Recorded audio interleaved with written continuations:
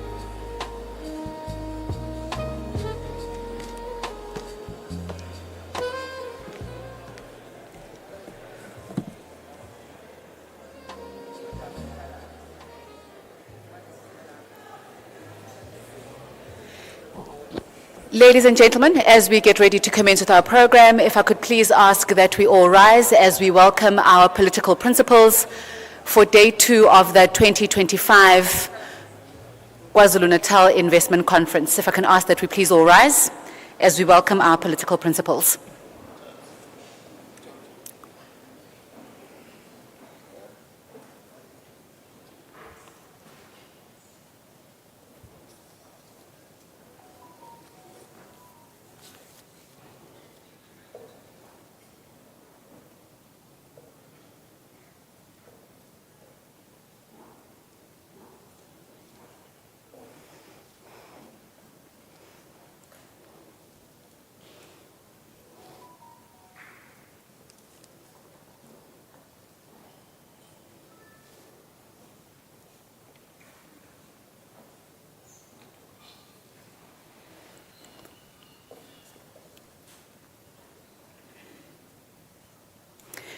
Thank you, ladies and gentlemen. You may be seated. Welcome to day 2 of the 2025 KwaZulu-Natal Investment Conference. We will go straight into our program and we stand on the protocol that was already observed on day 1. It is a continuation of the same conference, so the same protocol as per yesterday, we stand on that protocol. We will go straight into our program, but I would like to just ask that we just remind each other of our housekeeping rules and right on time. If we could please ensure that all our cell phones are on silent or on vibrate so that we afford our presenters and our panelists the platform that they deserve. And again, just a reminder that because of several conferences that are being held at the ICC, when you walk out the venue, we were able to walk out and to the right yesterday to use the restrooms. Today we are able to just walk out and go to the left, and the restrooms are to that side. Okay. And with that, we commence with our program, and we will go straight into our presentations for today. Again, apologies for the delayed start, and thank you again for your patience and your grace as we commence with the program. We will try to claw back that time, especially with the panel discussions, but I trust that you've had an opportunity to again interact, network, and really get some of the conversations started. And the people that you might have wanted to meet yesterday and have discussions with yesterday, hopefully this delay that we've had this morning has enabled you to do that. But again, thank you for your patience and thank you for being so gracious as we waited to commence with our program.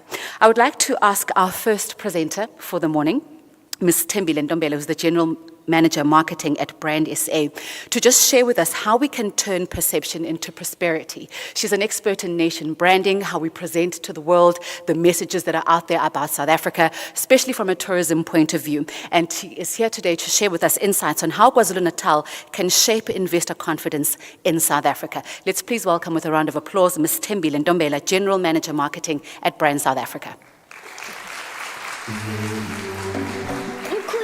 What are we building? We are building a kite, Mzulu. What does it do? It flies high in the sky, and with the freedom we now possess, you too can fly as high as your dreams allow. Kulungile mkhulu. Awubonike Mzulu. From the heartlands of South Africa, the birthplace of breathtaking landscapes, vibrant cultures, and a history that echoes resilience.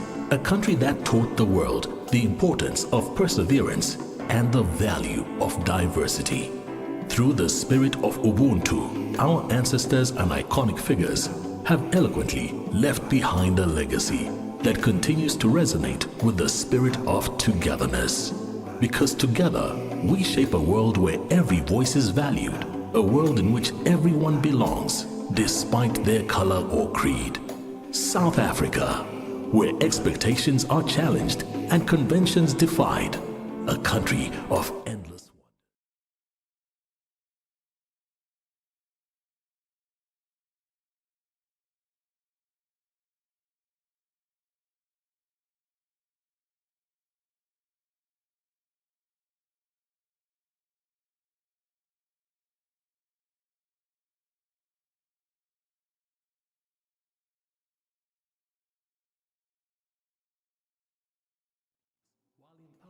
wonder. future generations to prosper.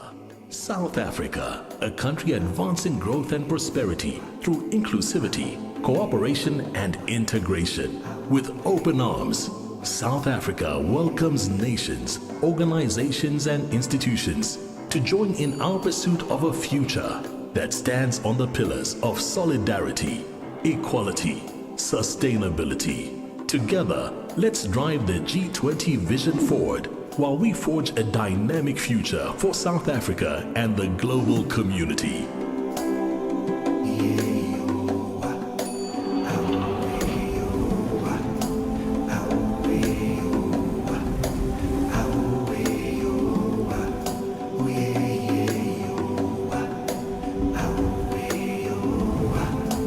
South Africa, proud host of the G20.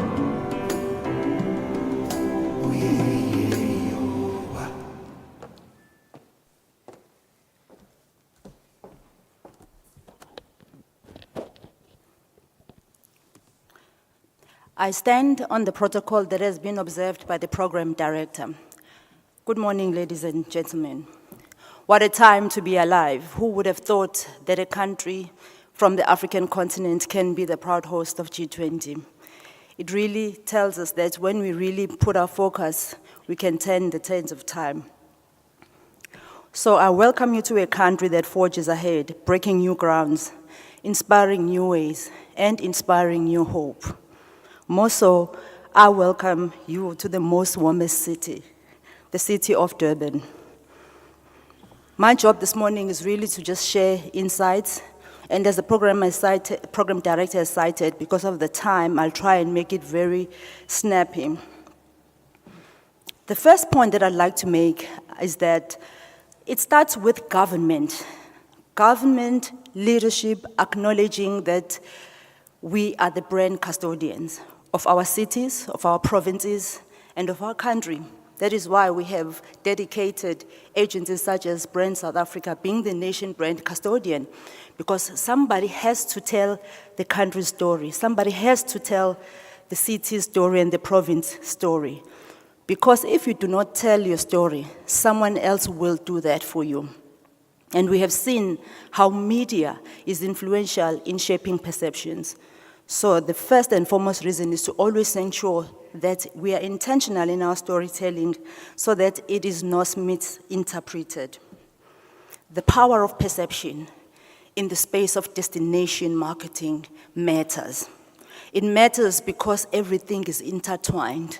There is no such thing as making one decision and then the other decision goes to the north. The proposition of a province must follow suit and be followed by the policies that stay true to the proposition of the province. And I think that's what KZN has done very well and need to capitalize on that and be consistent on that, ensuring that the proposition is articulated and with strong reasons to believe that are going to sway and shift perception of the investor's mind.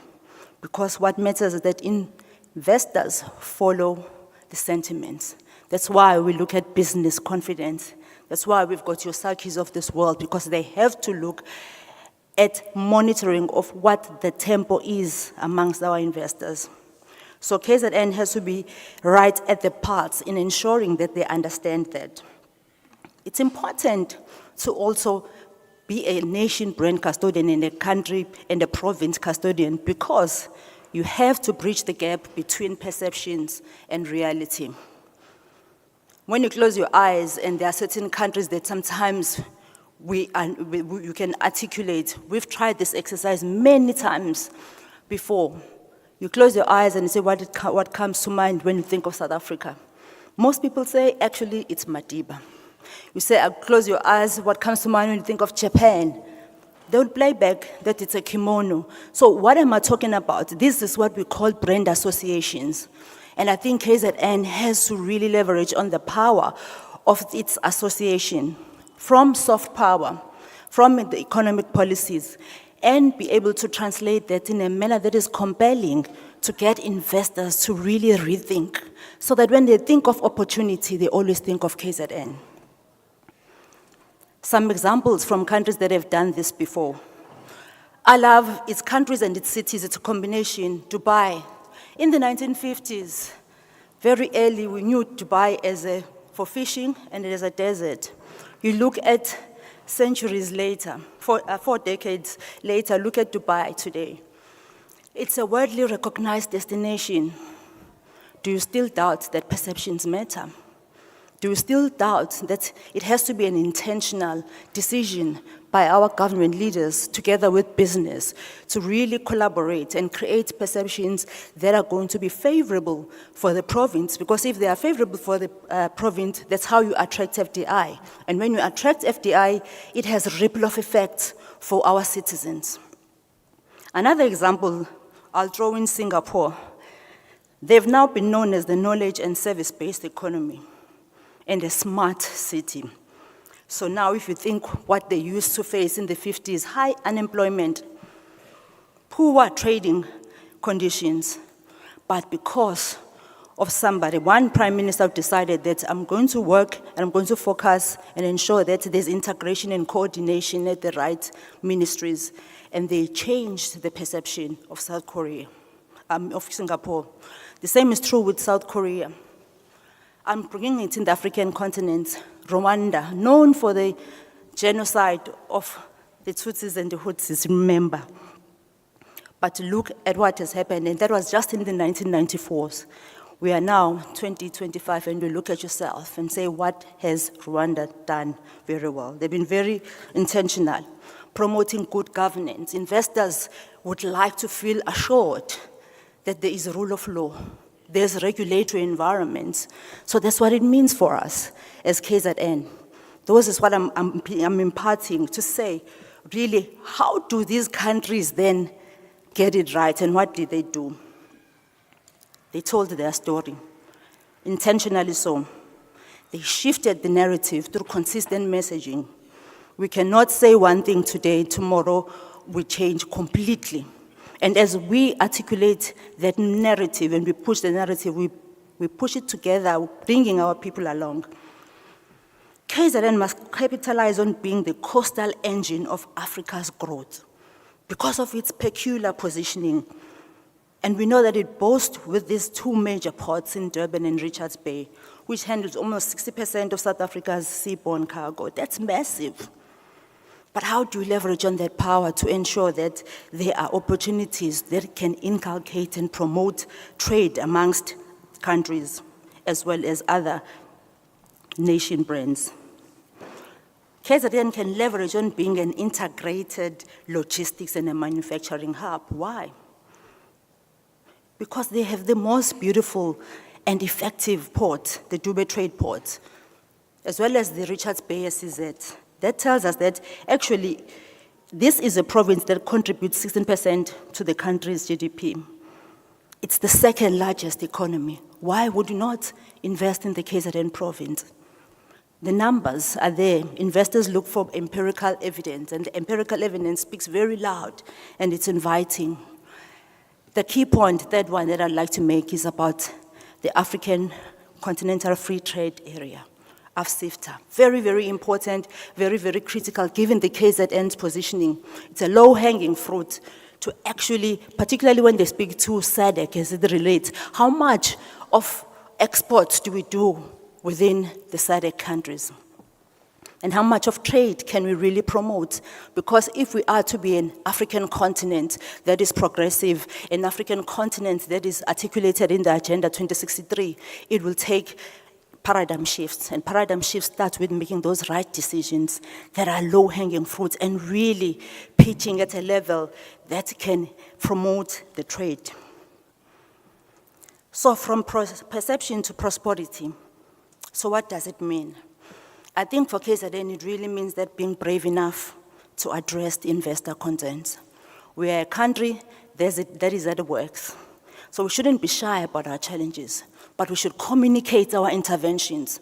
The worst thing that we can do, that I've learned over the 14 years in the nation branding space, is to leave investors to wonder, to create doubt, the bubbles. KZN must showcase regularity improvements So what is happening to policy? What are the interventions? And contextualize the policy, sometimes even to its own people, citizens, because they are very instrumental as we build the brand inside out. You carry your people along, because you don't want to be inviting investors, and then at the end of the day, they come to an environment where people are not welcoming. That's why it's important to contextualize reforms and promote and showcase the triple Ps, which is the public-private sector collaboration, which is what we do well as a South Africa, as a country, but also at a provincial level. There are interventions that are being led by our Honorable President in a joint strategic oversight meeting. They call it a JSOC. Very intentional to deal and address with investors' concerns pertaining to logistics, pertaining to energy. And guess what has happened after that meeting has taken place over time, consistently, with the right stakeholders. Today, we sit around and we think, wow, load shedding is a thing of the past in South Africa.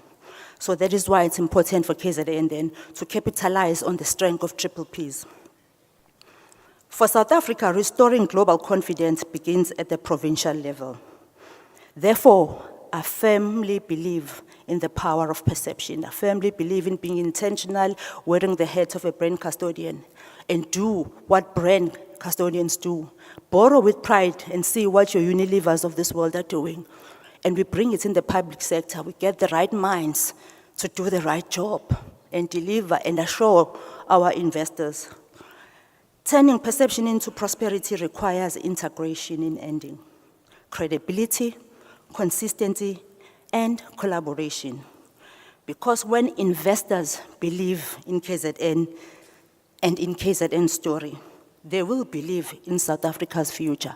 And today, I think that dream will come alive as we see the commitments that are going to be made by various investors. Thank you.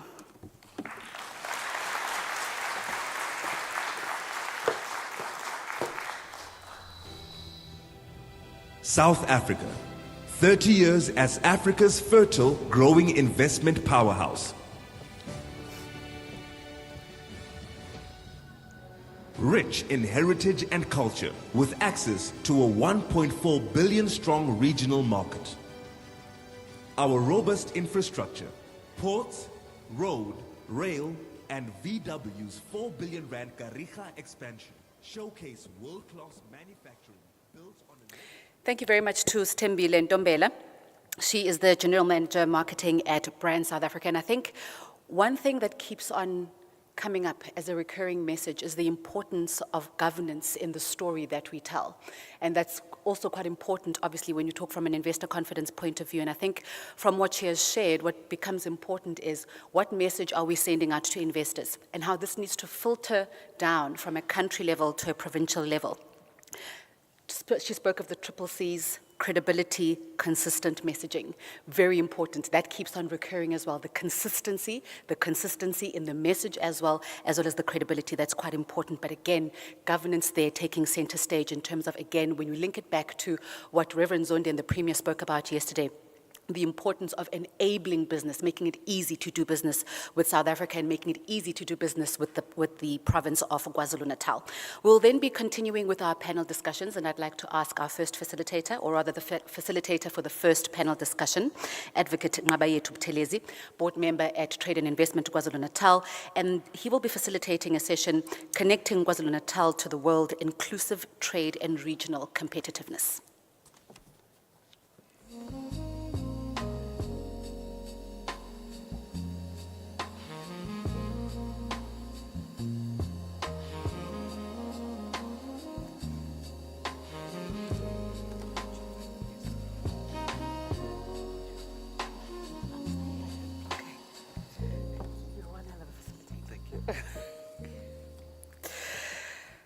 On behalf of Advocate Ngabayetu Buthelezi, I would like to invite the panelists to the stage. I'd like to invite Ms. Thembeni Kamadlopha-Mthethwa, MEC for Agriculture and Rural Development in KwaZulu-Natal. She'll be a panelist on this first panel. I would then like to invite Russell Curtis from Invest Durban under eThekwini Municipality. Mr. Graham O'Connor, Director at Club Med.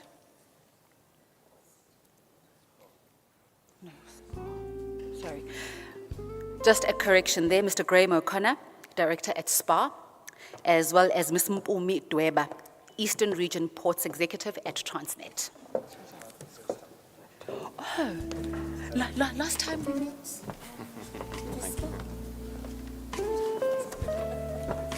Nice to see you again, because we were at the Business Breakfast last year. Nice to see you again. They used to be.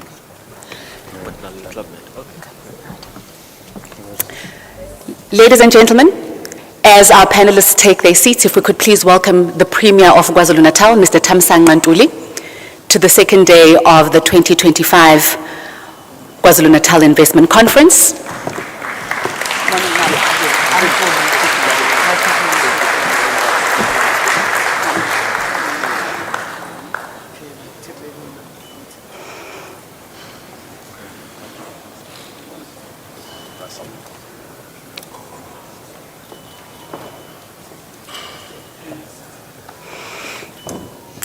And again, just a quick clarification. The last time Mr. Graham O'Connor and I met, he was still at SPA, but he is now at Club Med. So these are our panelists that will be joining us for the first panel. Over to you, Advocate. Oh,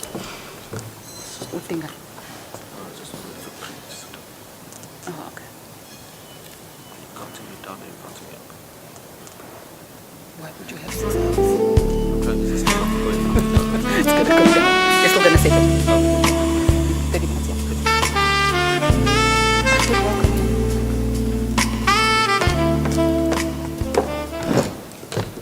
Good morning, ladies and gentlemen. It's a great honor to host this esteemed panel of great guests on behalf of the Board of Trade and Investment KwaZulu-Natal. It's also a great honor to welcome the Premier, who made it just in time to hear my address. It's a great honor. It's a great honor. I can imagine the Premier pushed a few people out the way just to catch my address.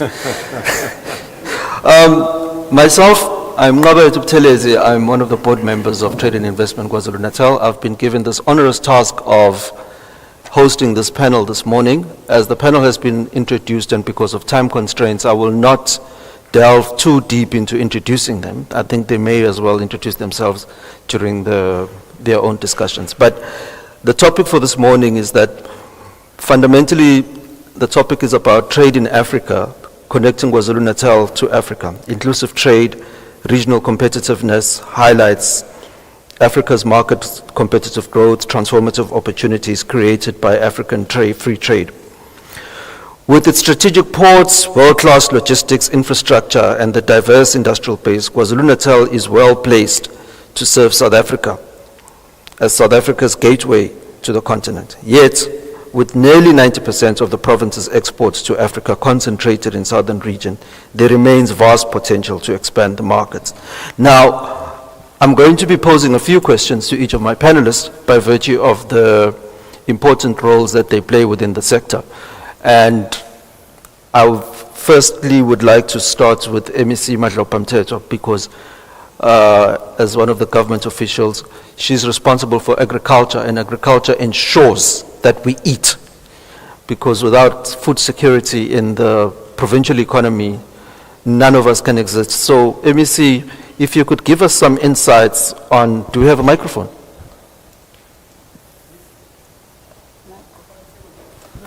Yeah. Oh, yes, thank you. MEC, just from where you are placed in the province, could you maybe share some perspectives on government's programs going forward on agriculture and how those programs impact the investment environment for this community? Thank you, MEC. Thank you, Shenge. Greeting to other facilitators, Honorable Premier, and the House at all.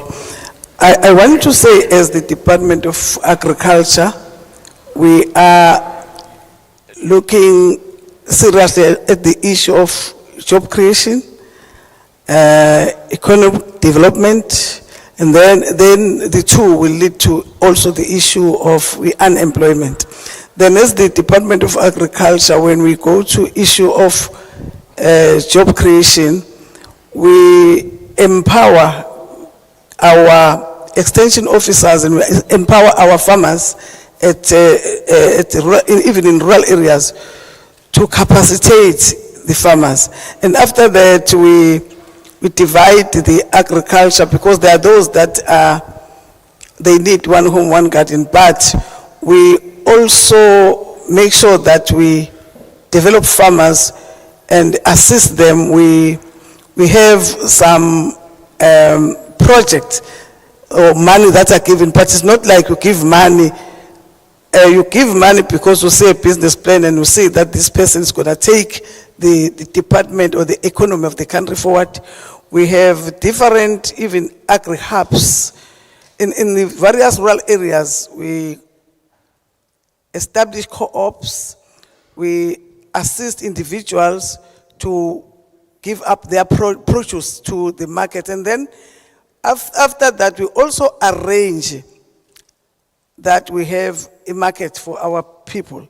Because when we look at the GDP, agriculture has contributed about 2.92, moving from 2.62, which shows a slight increment, which is a good thing. And we are also, with the produce that we're having, we're linking the small farmers to the commercial farmers so that they help one another. And we are able now to assist even to export our produce, support within the country.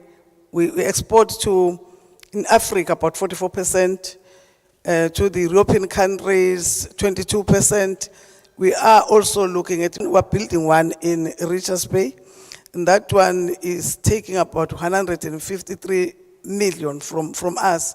And we are saying to our farmers, they have to look at agriculture. When we give money to the farmer, we make sure that you will create jobs for our communities, and you also have to make sure that you see economy. And we are transparent in what we're doing. We call out for application transparently, and a few days back, we're signing memorandum of understanding with the Public Works, where most farmers are saying we're sick and tired of you telling us go out, we're running short of land. Then we're having 11 pockets of land that will be made available so that those that want to practice agriculture will be taken care of. But we overemphasize the issue of youth, women and people living with disabilities, because they are also part, they play a bigger part. And we're also building dipping tanks for building also abattoirs. There is issue of FMD, but we're now taking our auction sales to closer to the people who have done one in Ulundi, done one in Mkanyaguti, where there is this FMD. We are also assisting our farmers in terms of market. We've been to areas like Mkanyaguti with the beans producing women, just deep rural women, but we're assisting them with the market. That's what we are doing. And we're also encouraging business people to assist because without food, there is no country, there is no Kwazulu-Natal. But we're saying, with what we're having and with the cooperation from the Office of the Premier, because we are saying, let's make KZN green, but it must not be green just for the purpose of green, but we make sure that we produce something that will be taken by different value chain within the province. And also, currently, I was yesterday informed that there are people that they want 22,200 eggs a day. And then if we make sure that we produce enough, we'll be able to take that. But we are on top of what we're doing. Thank you very much, Amisi. Maybe I'll keep it ladies first, and I'll go to Ms. Mpumi Dweba. Ports are the back. I think she's got it. She's connected. Thank you. Ports are known to be the backbone of regional trade, and we've had some really concerning reports. I'm sure, as you're aware, that South African ports have just been recently ranked the lowest in the world. And it was disappointing to read that Durban was rated the last in the world in terms of port efficiencies. And we hold this port in very high regard. We hold you in high regard with 20 years plus experience of running the ports. It's comforting to read in recent reports that there's some improvements in as far as vessel anchorage numbers being down 75%, and a lot of the metrics of the port's performance are improving, but we are still behind where we used to be. Could you maybe perhaps share with us your perspectives in terms of what are we doing to get back to where we used to be as the port authorities of not only Durban, but the country as a whole? Thank you so much, Ngaba. I hope I'm audible. Allow me to stand on the protocol that has been observed. So, thank you for the question.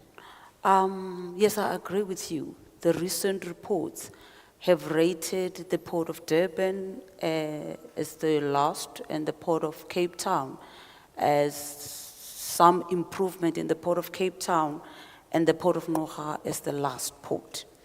But what are we then doing to actually deal with that perspective? The first point that I want to make is that the entire country has got 8 commercial ports, and 2 of those ports are here in our beautiful province, Kwazulu-Natal, the Port of Richards Bay and the Port of Durban. The Port of Durban is a multi-commodity port. It handles about 87 million tons of cargo.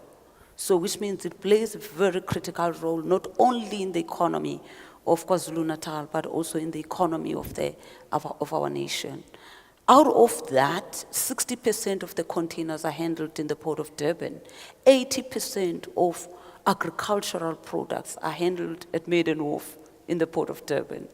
And 65% of liquid bulk, which is petroleum and chemicals that are imported, are actually handled at Island View. And we handle about 65% of automotive in our port. So it's a multi-commodity port. So the ranking was not actually on the entire port, but it was specific to the container terminals within the Port of Durban. The second point that I want to make, facilitator, is the strategic positioning of the Port of Richards Bay. The Port of Richards Bay handles about 85%. 85 million tons of cargo when we use the statistics of 2024-2025 here, which means it's a big port. It handles particularly coal, chrome, and magnetite, but bulkily it handles chrome. But what are we then doing to ensure that those ports are globally competitive and they can play in the global space? It's number one is to invest in infrastructure. We must have the infrastructure that is fit for purpose. We have in various platforms advertised or presented our ambitious plans of rolling out the master plan. The master plan positions the Port of Durban as a container hub, as also a liquid bulk hub, and also positions the Port of Richards Bay as particularly a dry bulk hub. We've got projects that are being rolled out to actually ensure that we've got the infrastructure that is fit for purpose. That's number one. So when we talk infrastructure, we talk the landside infrastructure and the waterside infrastructure. If we have time, I will share with you projects that we have under the master plan. But the second point that we are actually focusing on to ensure that we are globally competitive, it is to ensure that we improve our port efficiencies, because it is important that we reduce the number of ships that are currently at anchorage.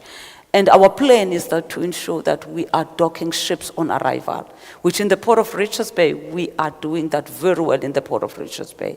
The Port of Richards Bay has got 3 tugs that actually bring those crafts, so I think we are good in that space. We've got a helicopter that actually take the pilots who bring in the ships. In the port of Durban, we have recently invested in 5 new tugs that are actually bringing in the ships.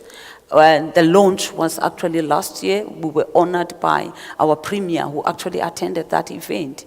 Over and above that, we have got helicopters that are actually ensuring that we're bringing in pilots who are actually will navigate those ships inside the port. That is going to assist us to ensure that we improve the terminal operational efficiencies, in particular in our container terminals. And I'm happy to share that facilitator. We are doing very well now, but we are actually seeing the improvement in terms of the ship working hour. Some of our customers who are here are giving us feedback that the investment that has been put in equipment is actually yielding benefits. But over and above, if I have time, I will also talk to you about developments that are taking place in the rail side. Because in as much as you've got the port, it is important that you improve your connectivity and your logistic flow from the warehouse, from the farms to actually the port.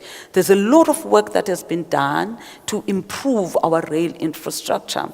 If I may just share with you, as I'm about to give back to you, facilitator, you will recall that the president of the nation announced the logistic roadmap. And the logistic roadmap is a product of a logistic strategy of the country. But what that logistic roadmap is saying is, bring in rail reforms. Because for you to deal with all the logistic challenges that you have, you need to ensure that you implement your rail reform processes.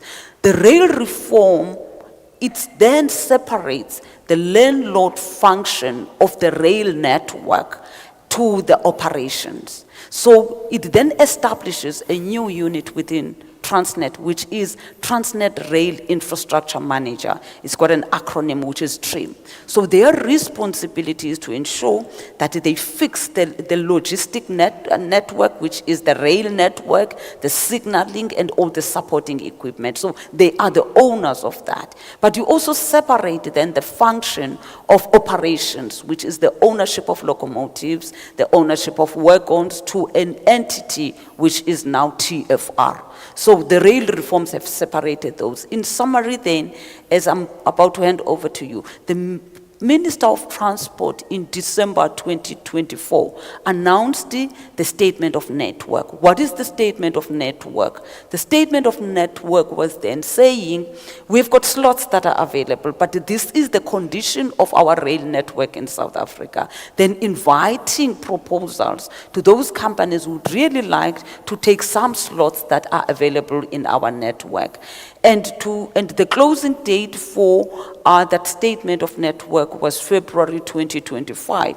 Then the valuation process started, and I'm happy to announce that the Minister of Transport in August this year actually announced private sector participation to come and invest and operate our network. And in the Port of Richards Bay, in particular in North Corridor, we have about 6 slots that have been offered to private operators. And in the port of, in the container corridor, we've got about 4 of those private operators who will then come into our space. And as well, it is for our participants to also be aware that very soon the Minister of Transport will then be announcing the request for information for branch lines. So those of us who are interested to actually take or operate the branch lines, then they must actually be on the outlook, because the Minister of Transport is going to be advertising that RFI. I think those are just few. There's a lot that we are doing, but I think it's just few, so that we are mindful of time. Thank you, sir. Thank you. We've got a very detailed panel, as you can tell. My next question is going to go to Mr. Russell Curtis for Invest Durban. Mr. Curtis, you would recall that last year we had a new government and we had a new premier. And one of the premier's first things that he did a few days into office was to do a cleanup of the city center of Durban. Obviously, there'd been some sort of urban decay and a whole lot of things that have gone on. And you would, from an outsider looking in, you would agree with me to say that we've seen a marked improvement in what the city center of Durban and surrounds have become since then, and those interventions. Now, from where you sit under Invest Durban, do you get the feeling that we could start building up on that kind of intervention to bring more investors back into the city? Fundamentally because the entire province looks up to Durban to be the pulse of the energy of the province in as far as investment and vibrancy and economic performance. Do you, from where you sit, are we doing enough, or is there more for us to do to turn that around and to bring back Durban to its former glory? Great, thank you. Trusting the microphone comes together. Wonderful. Good morning, everyone. Thank you very much for the question and standing on the protocol as observed earlier. I am absolutely convinced you've already led us in that direction in terms of acknowledging the great leadership that has helped to turn the ship onto a more promising path. I'm absolutely convinced our days ahead are better than our days past. You know, when we talk about inclusive trade and regional competitiveness, it's important that we see both parts of it, and you were touching on the first part.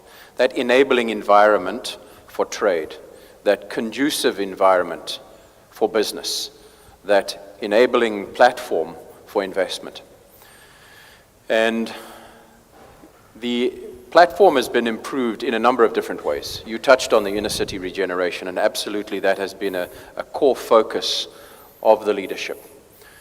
There's an inner city regeneration workstream teams that are sitting every single week, sometimes till dinner time, and addressing, in that inner city regeneration example that you gave, all of the hygiene factors, transport, power, water, investments.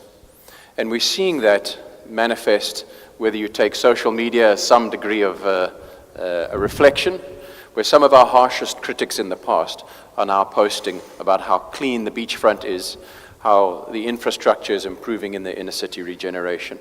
And so as a city, I think it's quite helpful to understand scale. eThekwini municipality, we are about 2,500 square kilometers, 4.5 million people. Thank you very much for paying your rates and taxes. That creates a budget for us as the eThekwini municipality of global scale, about 3.5 billion euros or 75 odd billion rand. And how we're improving not just the inner city regeneration, but all of eThekwini metropolitan region is through an intensive capital investment program. So we're investing in the region of 8 billion rand every year going forward in our capital upgrades. We've got several billion more, which is conditional on improved performance by National Treasury. And so to get that improved performance you're talking about, the new leadership, the improved leadership, the partnerships in leadership are also resulting in restructuring of some of the 25,000 employees so that you have much clearer single points of accountability on power, on water, on roads. And so those teams are empowered with budget and the ability to improve on those areas. Some of those partnership improvements are also coming through public-private partnership investments. You'll see early next year, we'll make an announcement of the successful bidder for a significant wastewater treatment partnership system. We've had international transaction advisors, and that alone is a scale investment of about 100 million pounds, give or take 2.5 billion rand, which will be invested by private sector in significant new wastewater treatment facilities. So you'll see these headlines continue to improve. We're very grateful for Transnet's capital investment program. We as eThekwini are married to Transnet. Yeah. You know, when the first international ships sailed in 1497, that partnership continues to grow fantastic fruit. And we're very grateful for the significant investments that Transnet is making, which creates that platform not just for inner city regeneration, but creates that platform for inclusive trade and regional competitiveness. The development interventions, however, because yes, we can fix the power, we can fix the roads, we can fix the wastewater, but it is also about the people and the economy. And so that second platform is around, as a city, what are we doing? We're engaging in development interventions and development partnerships in many different ways. Some of these are the annual business fairs, where nearly 2.5 decades we've been bringing SMMEs and informal trade into the mainstream economy, so that we can take a value chain view on this and create local opportunities from the smallest crafter in the value chains through to some of the largest multinationals that we have resident in our city. We have significant industrial clusters. Many of you will know about the automotive cluster, chemicals cluster, textiles and clothing. Those are absolutely about inclusive trade, so it's SMME development, skills development, and then export promotion, international market access. So those interventions taking place not just in inner city, but across the 2,500 square kilometers of our city. And as I come to land, there's a number of other partnerships that we're very grateful for. We have the presidential eThekwini working groups, whether they're working on tourism or whether they're working on water and other infrastructure. This is bringing business leadership much closer to us as eThekwini and helping us co-craft those solutions. Not unlike some of the national business partnerships that BLSA and BUSA, under Operation Vulindlela with the President, have helped to solve the power problems. So for us, we're very excited about the potential upside. We're seeing investment opportunities and investment announcements, one of which I think made the headlines yesterday, about significant multinationals coming to locate their South African footprints and their South African operations in the metropolitan city of Durban. Thank you. This one comes to the most important person, Mr. O'Connor. I wouldn't say that, huh? No, look, the reason we are gathered here is to multiply people like you, are we not? I wouldn't say that. People, because if we think about it contextually, your investment in, Club Med, Yeah. is one of the single biggest investments in the province that we've seen in a very long time. And that speaks to change in as far as how the province is perceived by investors and in as far as how things in the province are back on a positive trajectory. From where what your experience has been with the Club Med investment, what is it that you can share with the people today to tell them to say, look, guys, KwaZulu-Natal is back on track, and our story is a success story in the making, and we need more people to follow what we've done. What perspectives can you share with your Club Med experience and how the province of KwaZulu-Natal is showing positive signs? Good morning, Premier. Good morning, MEC. Good morning, everybody here. When I was asked to sit on the panel, I said, well, look, logistics used to be my game, but it isn't anymore. So I'm not sure why I've been asked to come onto the panel. But to answer your question, the element for me, I've always been passionate about KwaZulu-Natal. It's one of the things I've enjoyed enormously about this conference, is the positivity coming from the Premier, coming from the MEC, coming from the various speakers and panels. And that's something I urge all of you to be positive, because we can always look at something and say, God, this is a problem, that's a problem. Well, let's address it and fix it. And each of us can do that in our own little area, and some of us can have more influence in big areas. Because we do live in the best place in the world. There's no doubt that Durban and KwaZulu-Natal is the best place in the world. And I've traveled widely. I've lived in the States a few times. I wouldn't give you thank you to go back there these days. But certainly KwaZulu-Natal is the place it needs to be. But what it needs is what's happening. The leadership shown by the Premier and the MEC, corruption element, we need to root out corruption. Because every time it raises its head, there's a massive negative impact. And so to the Premier, your stance on that is greatly appreciated, and we need to make sure we root that out also.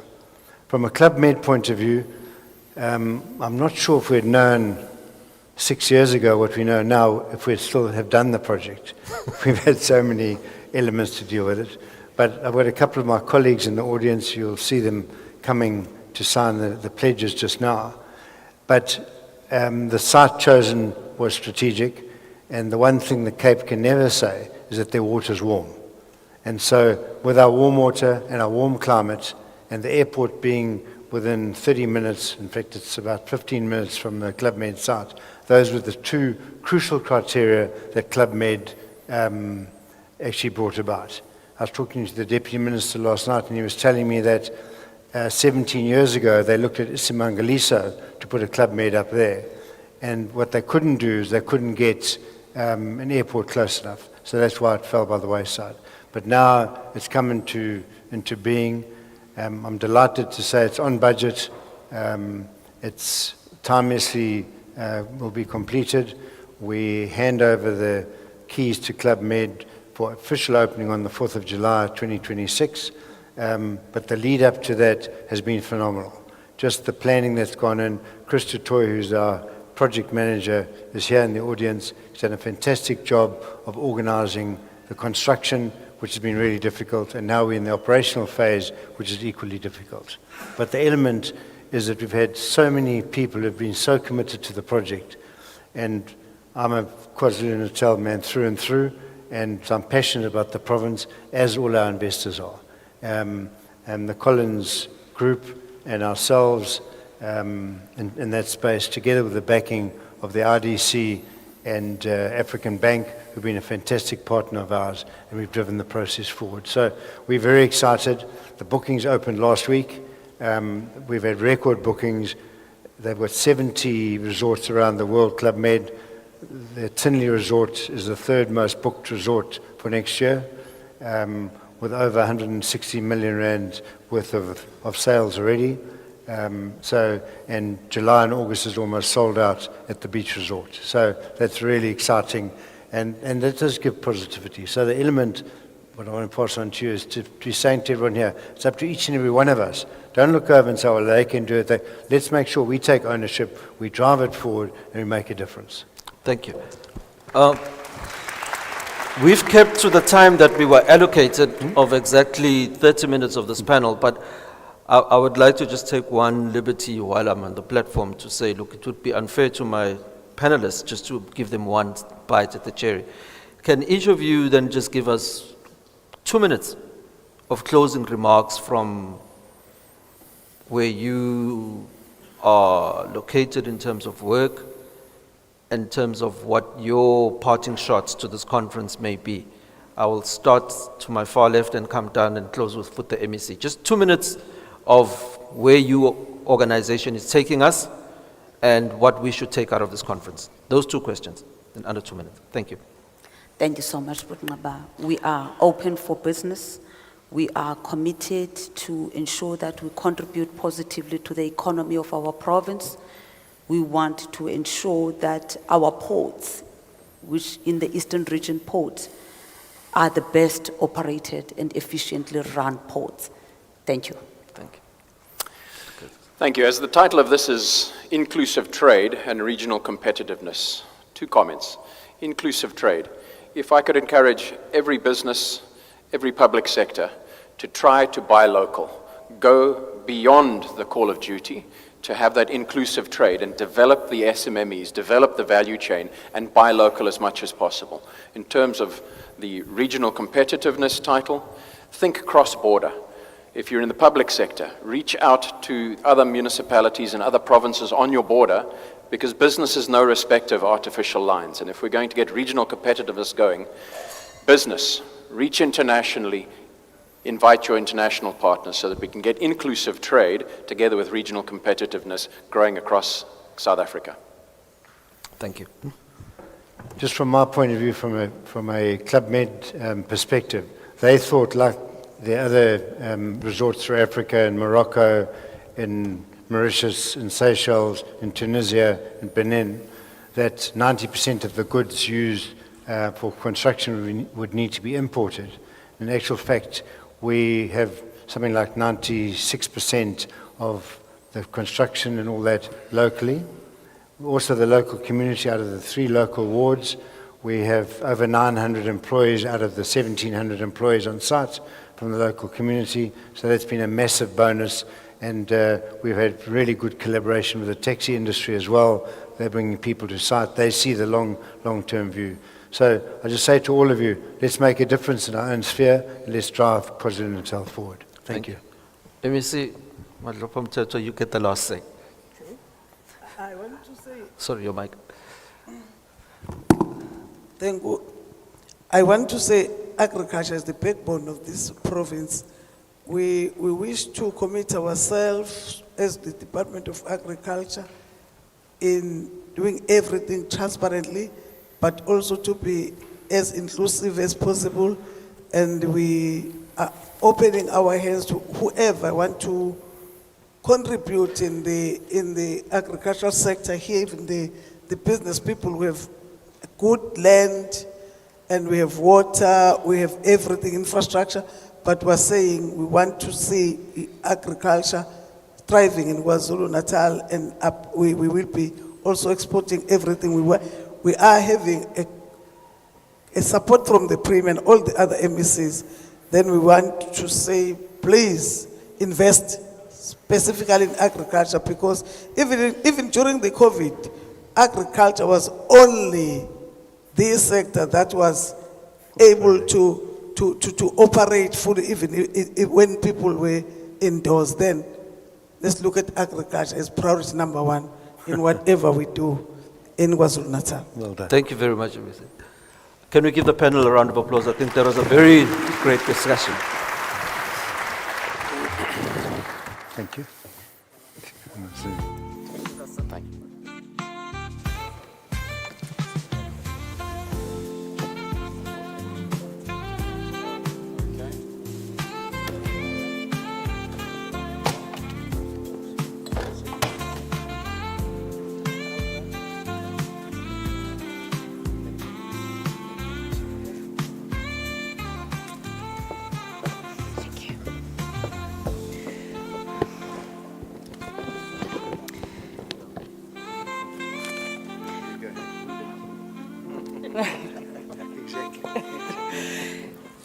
Thank you very much to our panelists and our facilitator for the first panel this morning. We are now going to the most important part of this two-day conference, the 2025 investment pledges. The target is high. In 2024, pledges to the value of 85.2 billion. 85.2 billion. That is the value of what was pledged in 2024. And the target for this year is set at 95 billion. Gauging from the awards yesterday, in terms of follow-through from what was pledged last year, and this is a conversation that we had with the CEO 2 weeks ago, the follow-through is obviously closely monitored, and there has been a great follow-through in terms of the pledges that were made in 2024. There is an appetite. We've had our panelists also demonstrating how ready KwaZulu-Natal is, and as our first speaker this morning, Usthembile, was saying, that we are ripe for the picking. As KwaZulu-Natal, let's turn the dream into reality. We hear often, KwaZulu-Natal has this to offer, KwaZulu-Natal has this to offer. And that is the point of really driving investment. We've got what we have. Sigabe ngokuningi okuhle KwaZulu-Natal, and we are now inviting the pledges for 2025. I would like to ask the CEO of Trade and Investment KwaZulu-Natal, Mr. Sihle Ncamu, to make his way forward. I would then also like to ask MEC, Reverend Zondi, MEC for ETEA, to please make his way forward. And I would then like to ask the Premier of KwaZulu-Natal, Mr. Thamsanqa Ntuli, to please make the way forward, as well as Board Chair of Trade and Investment KwaZulu-Natal, Mr. Mieni. Just to give guidance, Mr. Ncamu will then will rather call the pledges forward.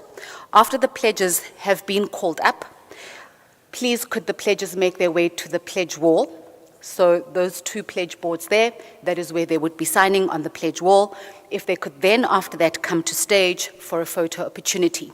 And we'll then hand over to Mr. Sihle Ncamu for the KZN 2025 investment pledges.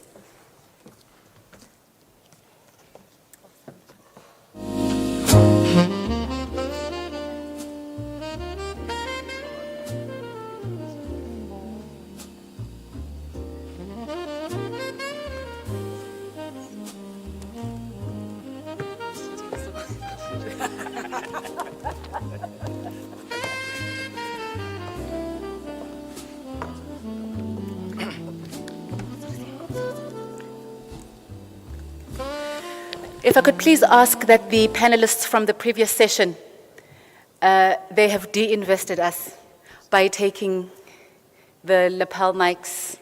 If we could please have those back. Please, if we could please ask the panelists from the previous session. It was not supposed to be a booking fee, Mr. O'Connor. No, I am. Yeah, I can just...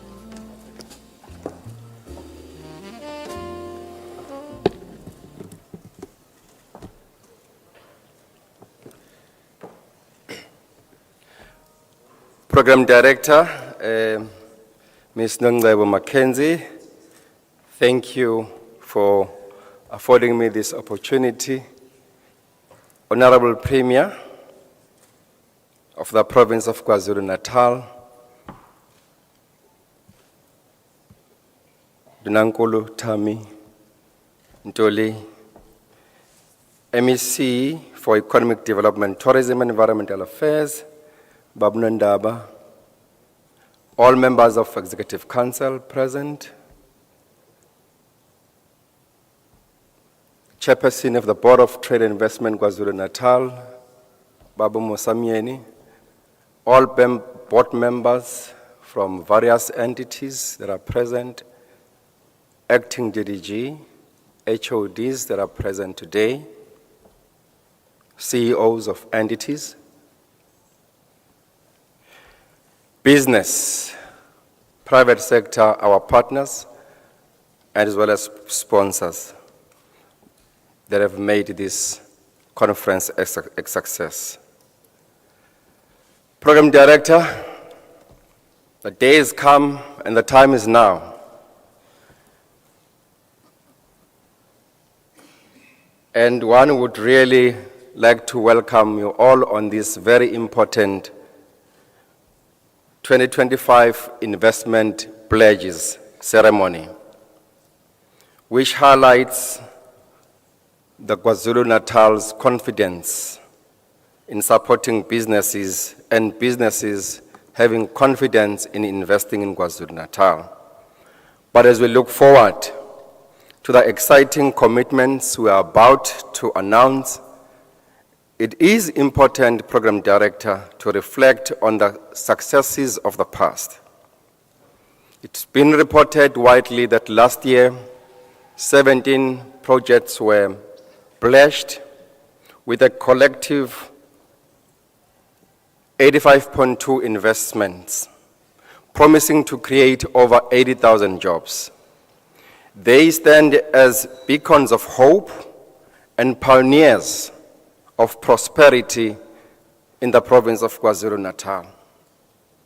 I'm proud to report that 24% of these projects are already operational, with almost 60% already under construction, while the remaining are well advanced in planning. I know that today is all about new pledges, but please, can we give a warm round of applause to our 2024 pledges again?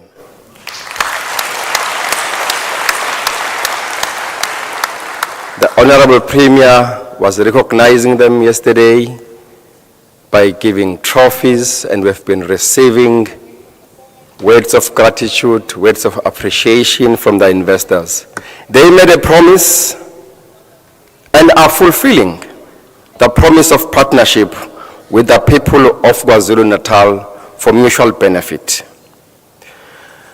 When we launched the 2025 KwaZulu-Natal Investment Conference in September this year, the MEC for the Department of Economic Development, Tourism and Environmental Affairs, Honorable Reverend Zondi, announced the provincial government's bold new investment target of 95 billion.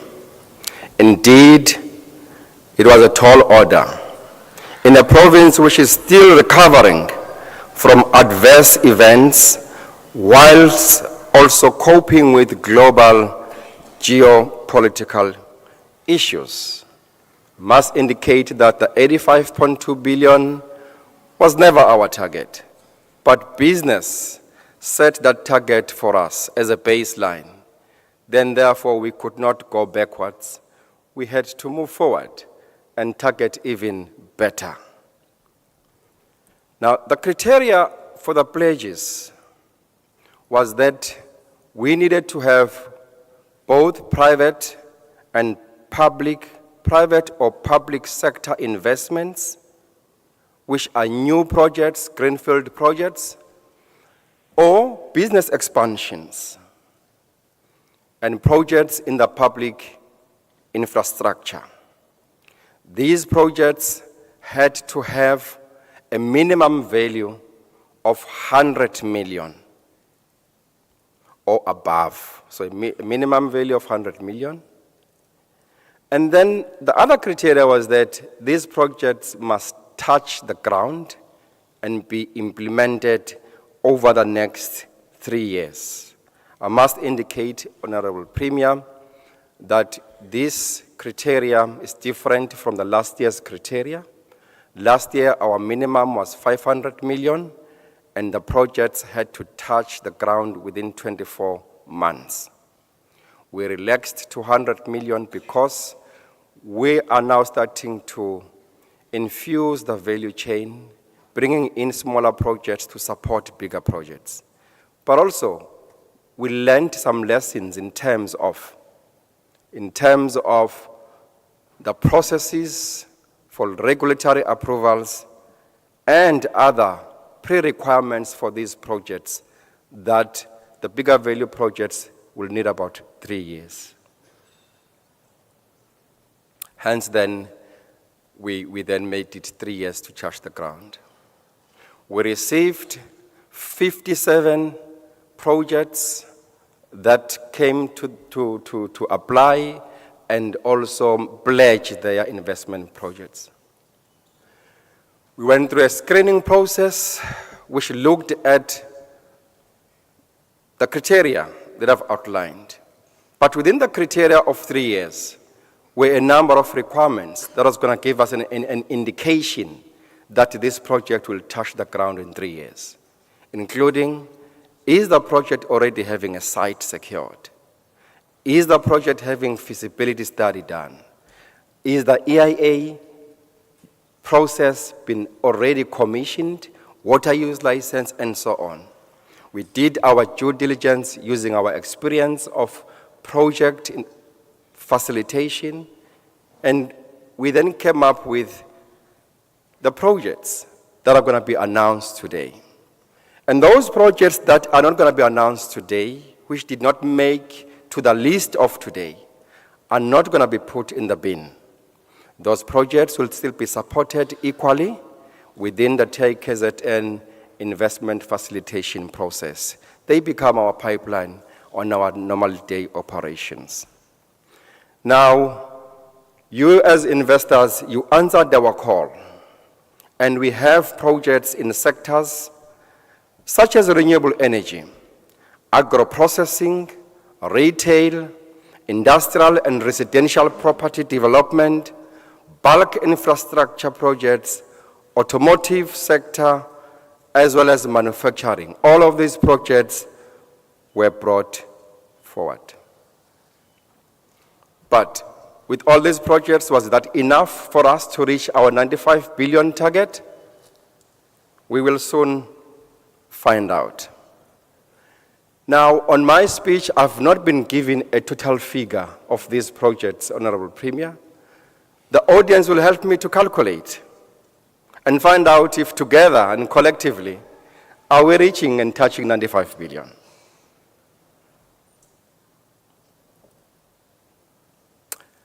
I will then call upon stage the projects that today are committing themselves to support KwaZulu-Natal to grow, and they are committing to touch the ground within 3 years.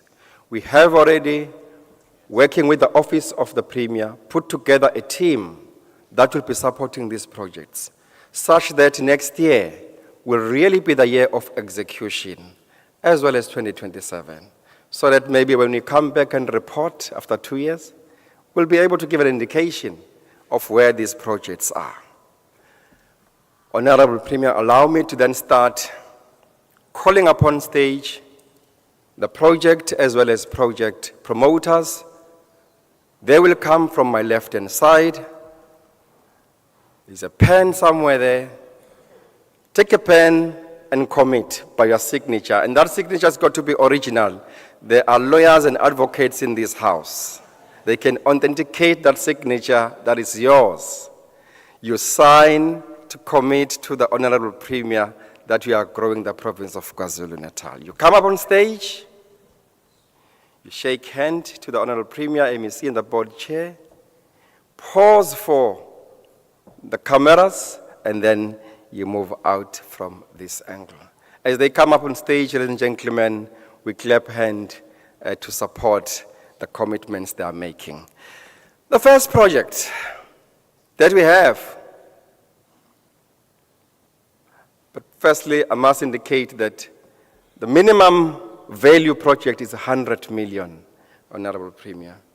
The maximum value project is about 20 billion. That's the maximum, the biggest value project that we have. Number one is our project, which should be located in Umkambatini. The project name is Idube Energy Park. If the representative can come up on stage, they are investing 480 million in the province of KwaZulu-Natal. Can you clap hands as the representative for Idube Energy Park comes up on stage?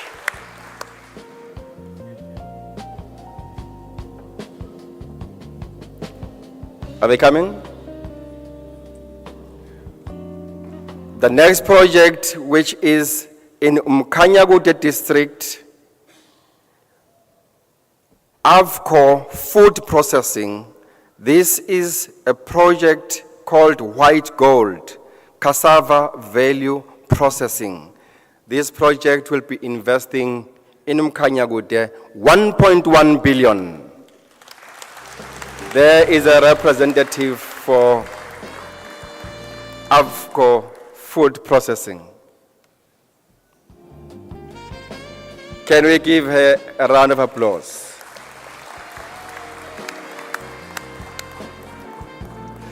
Make that signature big, big. Let's read it all.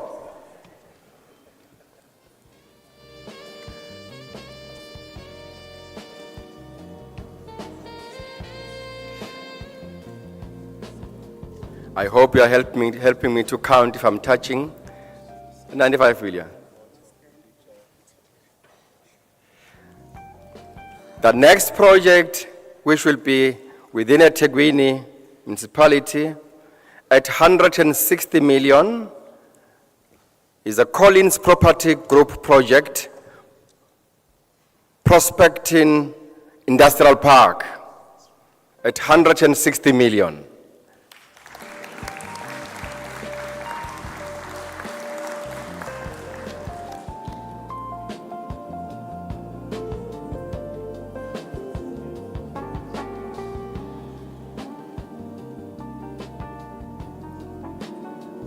Beautiful, I love that signature. I can see it from here. The next project, which is number 4,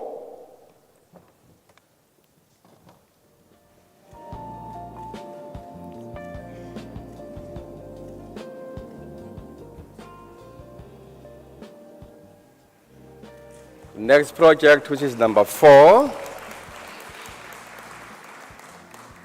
Zimbali Resort Developments, which is the development of Zimbali Lakes in Kwatuguza at 1.2 billion.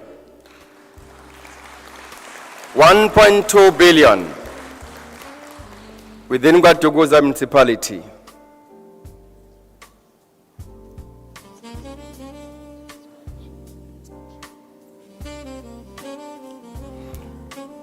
And that's an expansion project.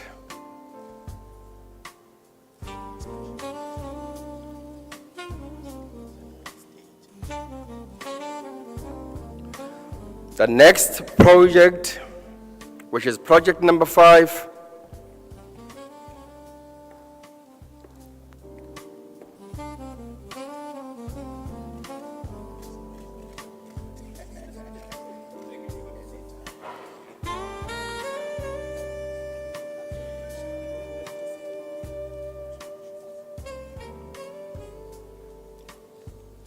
the next project, which is project number 5, a round of applause, please.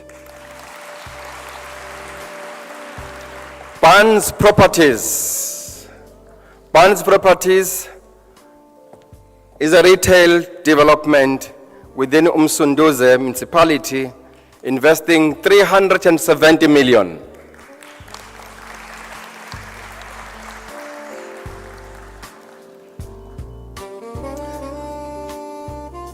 As Barnes Properties are coming up on stage, if you can kindly line the investors up them according to the names on the board.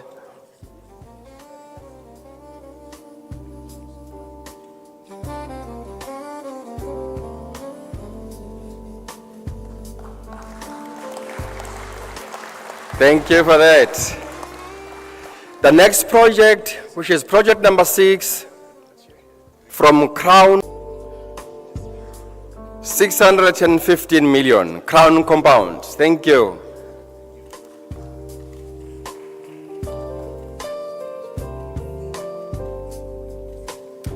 Project number 7.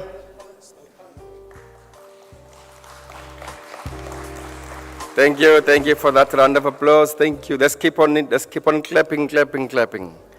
These are commitments. These are jobs, change of life.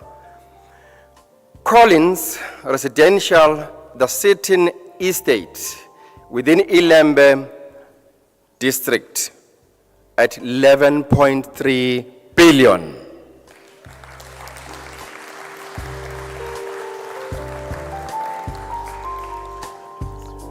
That was project number 7.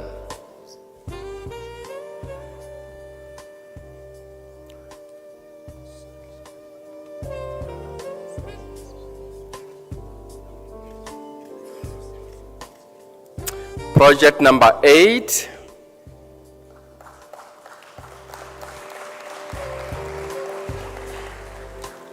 An establishment of a shopping center by Similo Global within Msunduze municipality, valued at 100 million. Msunduze municipality.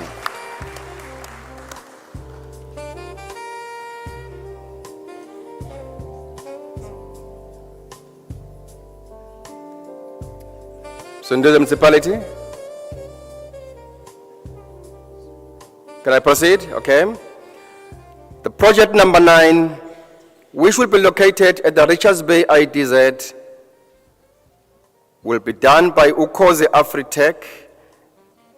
It's a vanadium processing project valued at 1.2 billion.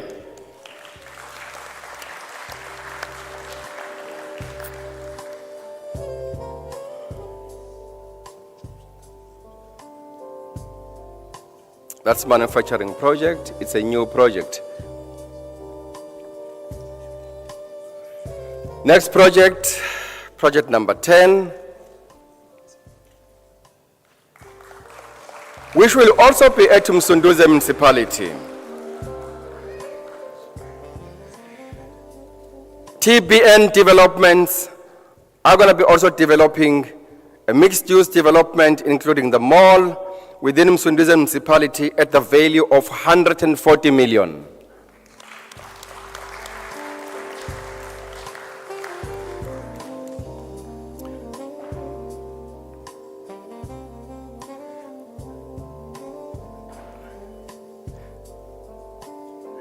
The next project, which is project number 11,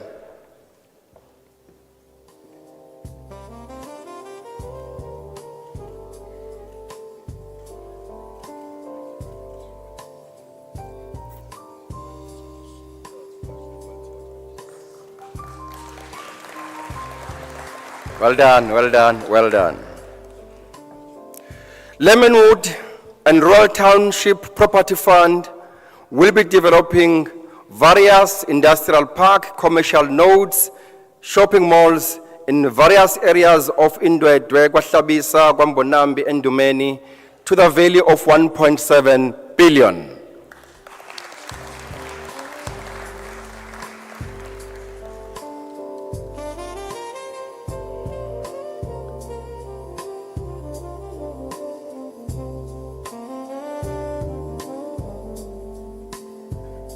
You must keep those pens, they must go to the archives.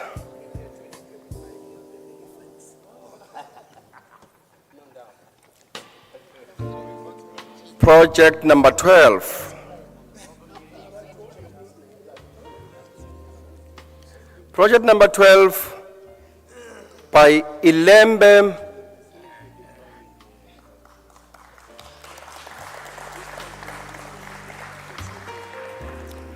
Project number 12 is Ilembe District Fisheries Project, which will be coordinated and done through Enterprise Ilembe Development Agency within various municipalities of Ilembe, and the project value is 100 million.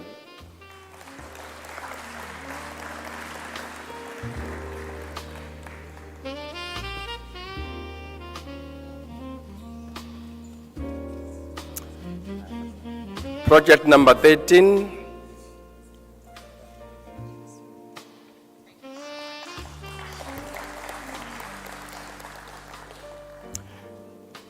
DigiTitan will be developing a digital city within Ilembe district to the value of 1.7 billion.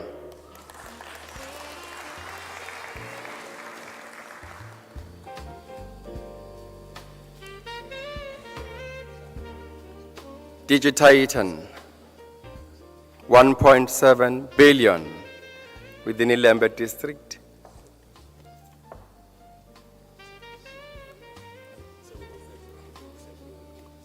Project number 14. I'm going to be announcing project number 14 now.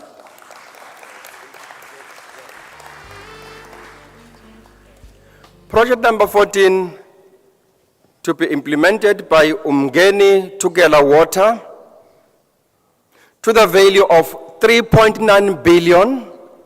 Projects within Umgungundlovu, Ilembe, and Ugu district, water supply reservoirs and water projects. By Umgeni Utugela Water, 3.9 billion, ladies and gentlemen. Building infrastructure, you've got to note that they couldn't make it. I think there's a board meeting or something happening. There will be about 34 wind turbines around Amajuba area in establishing this project. Umlilo Energy, wind power project, 7 billion.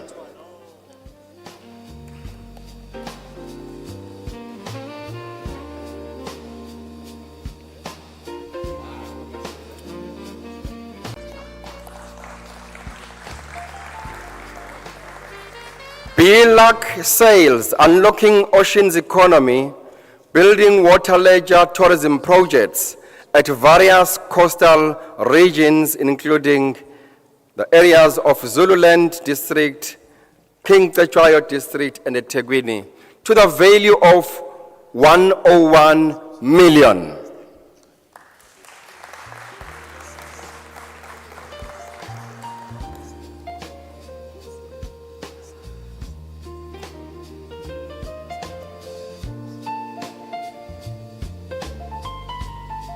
Next project, which is project number 17, which will be located within eThekwini municipality and eThekwini. Next project,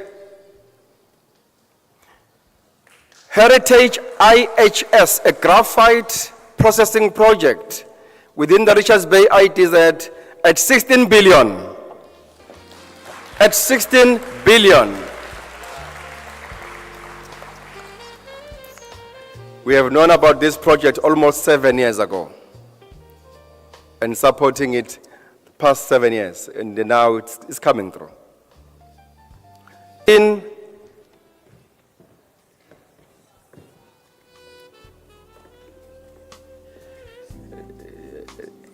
So they are coming as an entourage, there are pictures, all of them will account.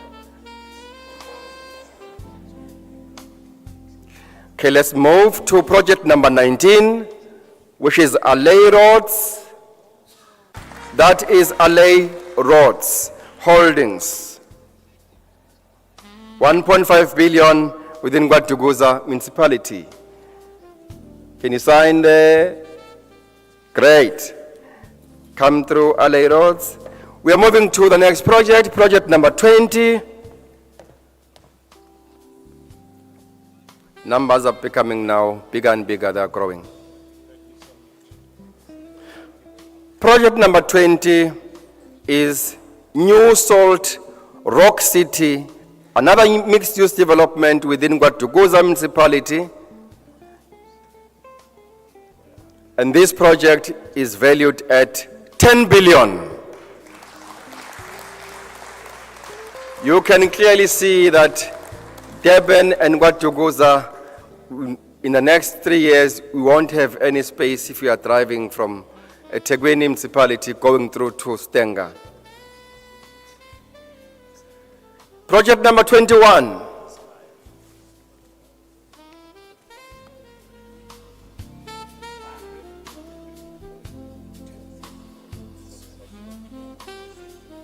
Project number 21, DevMco, which is building different nodes within Isibaya development, within eThekwini municipality, and their project is also 10 billion.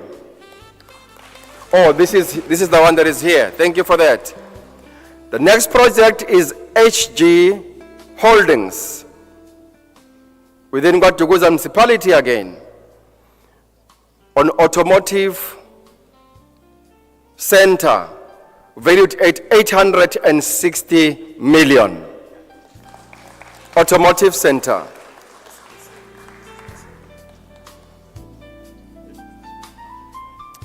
This is done in partnership with Skybound Industries.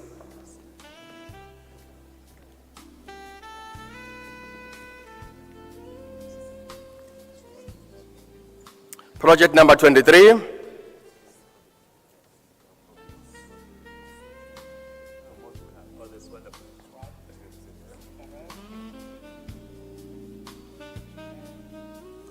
Project number 23. Let's give them a round of applause.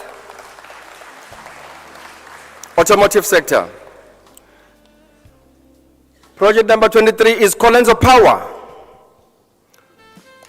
done by Inala Energy, will be located in Utugela district to the value of 20 billion. 20 billion project by Colenso Power. Inala Energy will be the investor on this project. And again, this is Debbie coming through. We have known Debbie for almost 8 years, dealing with the same project over 8 years. And this project is coming through the pipeline now. Energy, renewable energy. It's a renewable energy project in Colenso Power, in Colenso area within Utugela. 20 billion.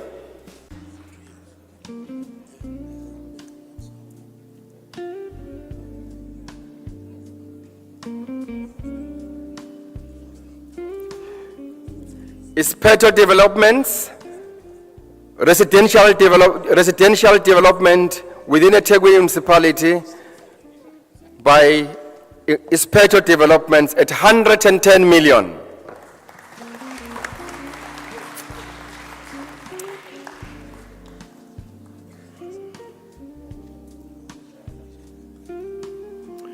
Project number 25 will be done by Investec Properties.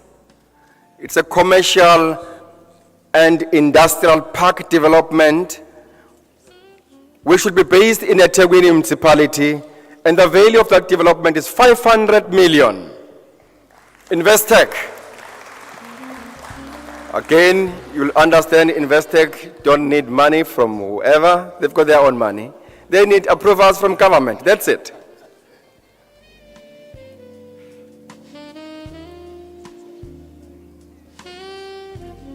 Thank you, Investec. Project number 26. Question is now, how long is the list? Project number 26 will be within a Tegwini municipality again.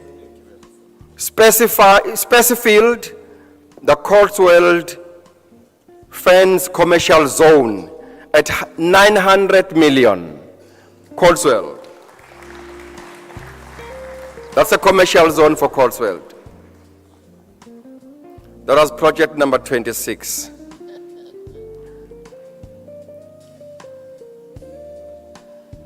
I'll have that signature.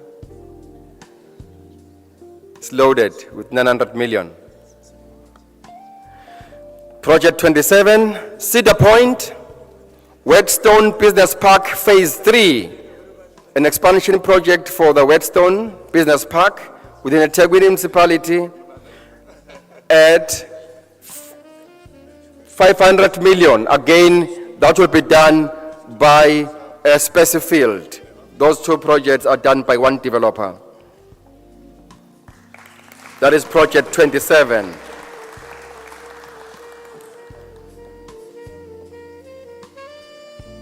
Now, project 28. This is the construction of various Boxer superstores in different municipalities ranging in from Pamapumulo, Mpangeni, Zululand District, Tugela. All these boxer shops will be built to the value of 1.3 billion, committed the next 2 years.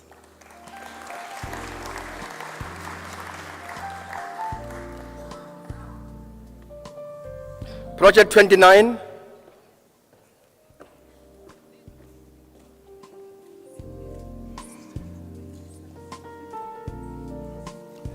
We looked at the financials for Boxer stores when they were pledging, and we were confident that they've committed to these projects. We saw it on the line items.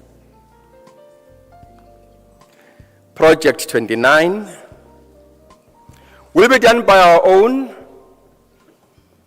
development finance cooperation, Itala Development Finance Corporation. Will be supporting developments within Umlazi, Kwamashu, to the value of 819 million. IDFC.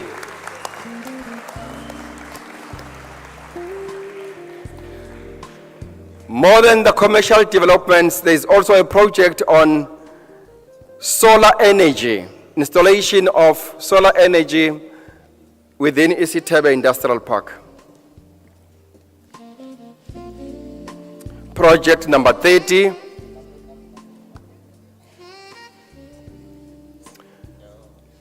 Will be done by Dry Port City, and this is a renewable energy project. Project number 30 will be done by Dry Port City. It's a renewable energy project within a Tegwini municipality, and this project is valued at 3 billion rands.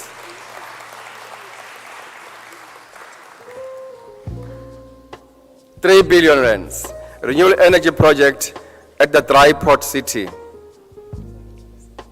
Dry Port City Energy Park, Tegwini, 3 billion.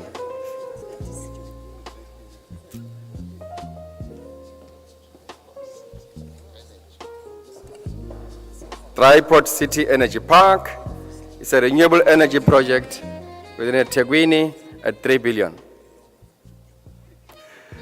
We now move to project number 31.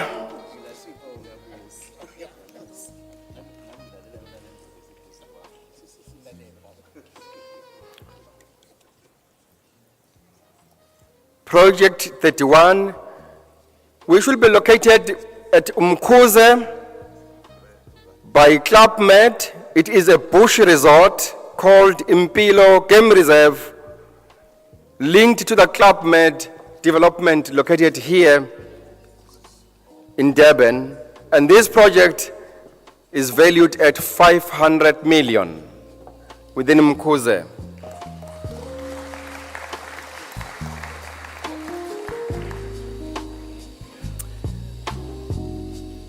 Project number 32.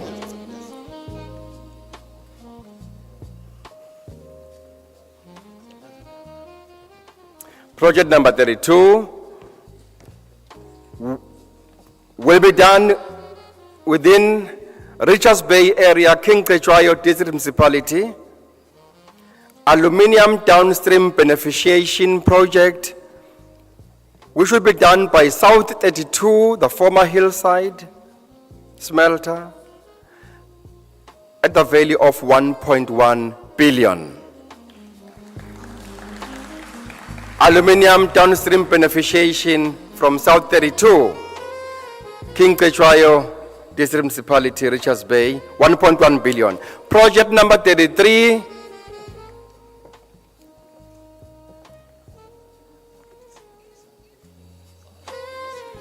which will be located within eThekwini.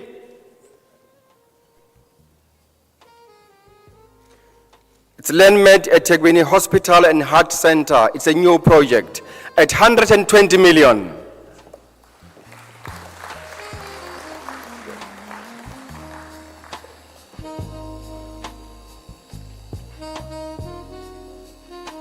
$120 million.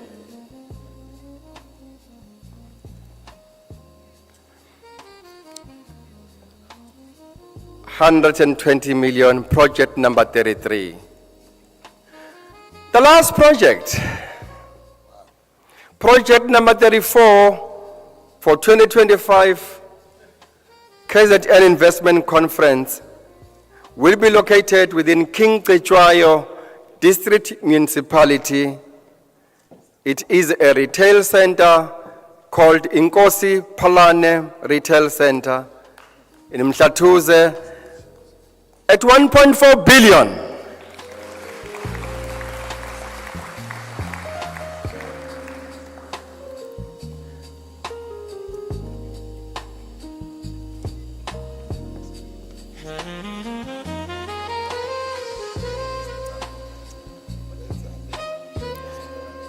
Inkosi Palane Retail Center will be located in Mhlathuze Municipality, and it's a retail center in King Cetshwayo. It's valued at 1.4 billion within King Cetshwayo.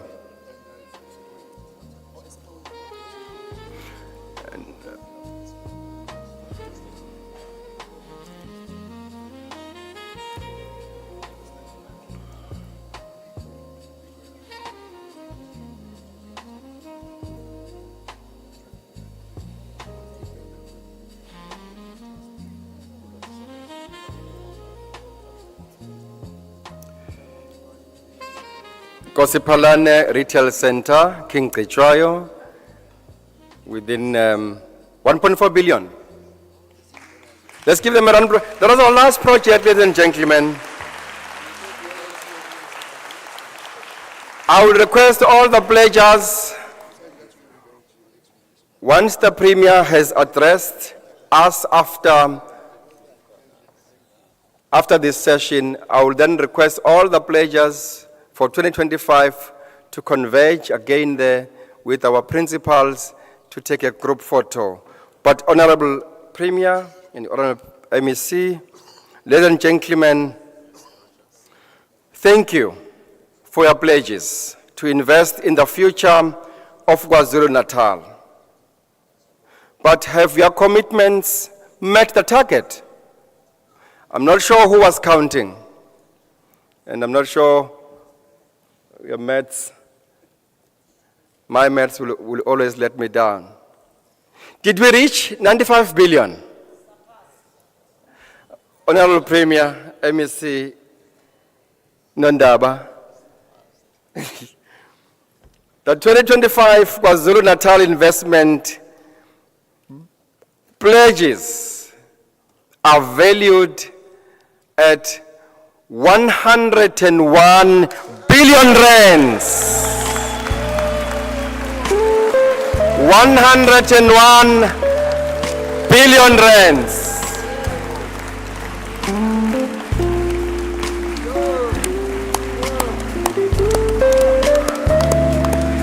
101 billion rands, 2025 investment pledges.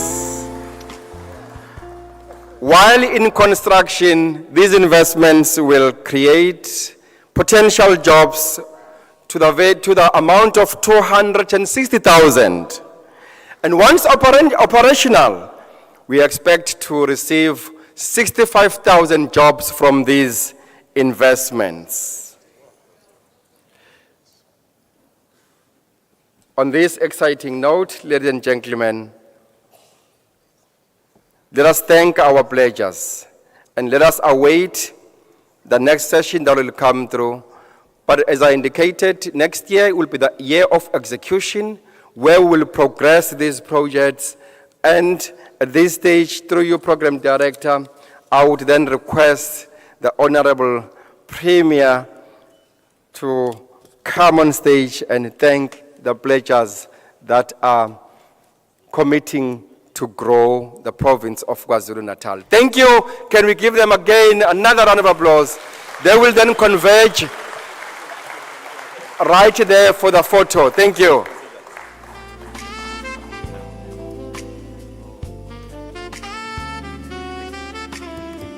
Thank you, Mr. Nas. Thank you very much, Mr. Ngamo, the CEO of Trade and Investment, KwaZulu-Natal, our MEC for ATIA, or MEC Reverend Zondi, our MEC for Finance.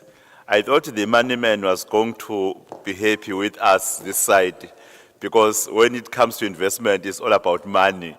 I thought, because he always complains when we ask for money. Today we're not asking money. We're saying business is giving out money. Thank you very much, MEC Rogers, the board chairman, Mr. Emieni, the MEC for Agriculture and Rural Development, who has just left. I've seen His Worship the Mayor of Msunduzi, Mayor Tebola, His Worship the Mayor of Mhlathuze, Mayor Ngwezi, members of the diplomatic corps. I met one from Bangladesh. Thank you very much. And I know that there are also others present. Our sponsors, captains of industries and board members present. Mr.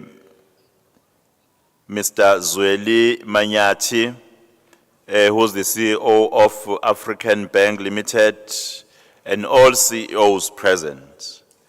International delegates present, facilitators and panelists, the advisors to the Premier, Mr. Mtaka and Dr. Kwala, members of the media, especially the most important ones today, investment pledgers, respected delegates and the police present, and everyone, HODs, officials, chief of staff present today.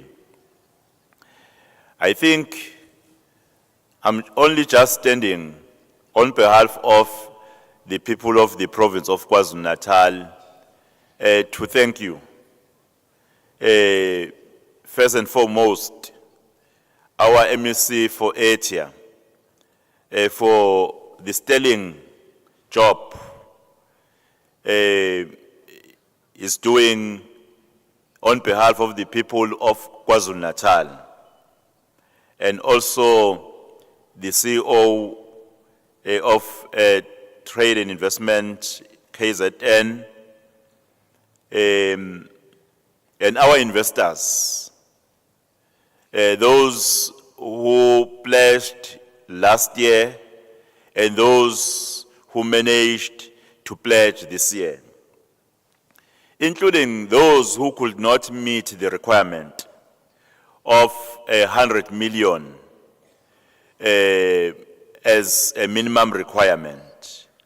Even if it's 50 million, even if it's 10 million, every investment is important for the growth of our economy, for turning around the misfortunes of our province, for inspiring a new hope to the people of KwaZulu-Natal. In fact, for the sake not only of us, but for the sake of our children, for the sake of the future of our children, who will continue, in fact, taking the baton from us, even when we are frail, when we could not be active in the economy, or when even you are gone. So I must thank you wholeheartedly for these, in fact, significant revelations that we have seen as a province. And I must apologize that I couldn't be here in the morning. We started by cleaning Itegu. As one was, Mr. Buthelezi was talking to it, wherein we visited with the police, Department of Home Affairs, Labor, Community Safety and Liaising from our government, Metropolis, wherein we were checking the problem that is massive in our country, the problem of illicit goods that are competing with the local, in fact, products. So we are doing everything as government so that for your business, for what is locally produced, it really should not face a competition which is unfair, wherein you look at a cigarette and when they check the barcode, it's telling you that this is not cigarette, it's a jacket or something else.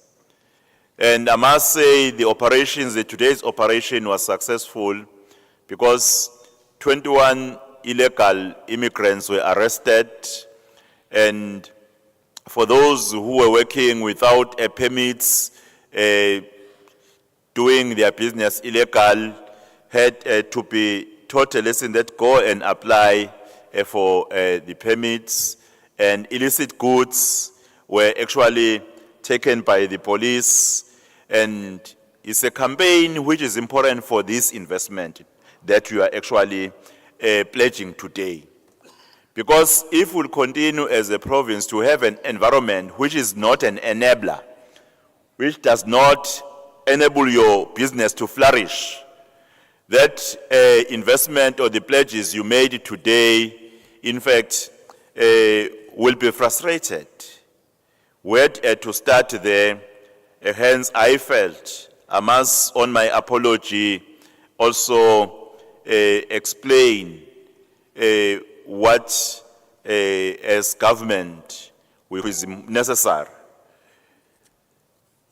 The other time, when we were doing the operation in one of the shops, we discovered a security with a firearm which is unlicensed, but guarding the shop with an unlicensed firearm. So I don't know what the police discovered later as to whether that firearm might have been involved in crime prior. So when we are saying KwaZulu-Natal will be safer, we mean it. And today marks a defining moment in our collective journey towards building a dynamic, inclusive, and globally competitive provincial economy. As we conclude this 2025 Kwazulu-Natal Investment Conference, I wish to express my deepest appreciation to all business leaders, Palisa, SOU, and investors who have stepped forward to pledge their commitment to the growth and transformation of our province. What amused me most is that these kind of the pledges, they are spread across the province. Even rural townships were mentioned, are listed, secondary cities are listed, and that inspires hope that KwaZulu-Natal economy is growing.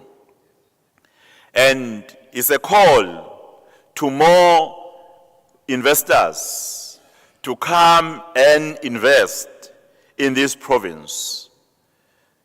Your investment commitments are not merely financial transactions. They are declarations of confidence in KwaZulu-Natal's future. They reflect a shared belief that sustainable growth requires an active and deliberate partnership between the public and public sectors.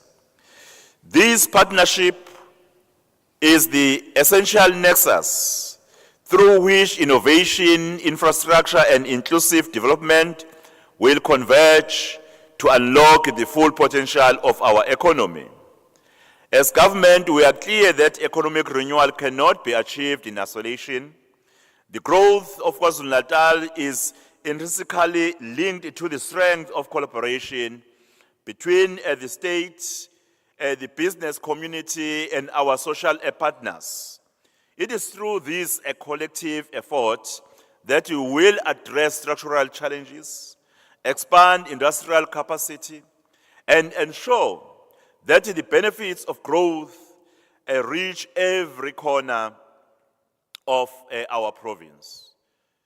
On the 18th of November, we are going to have the Job Summit as a province, which will be embraced also by a colloquium, wherein we will be engaging on a fundamental questions as to whether the skills that are produced by our educational institutions are responding or not to your needs as the economy or as business. Because we don't want to see business being frustrated by the fact that the kind of the engineers we have as a province are not, in fact, instrumental in ensuring that our infrastructure does not pose threat to your business.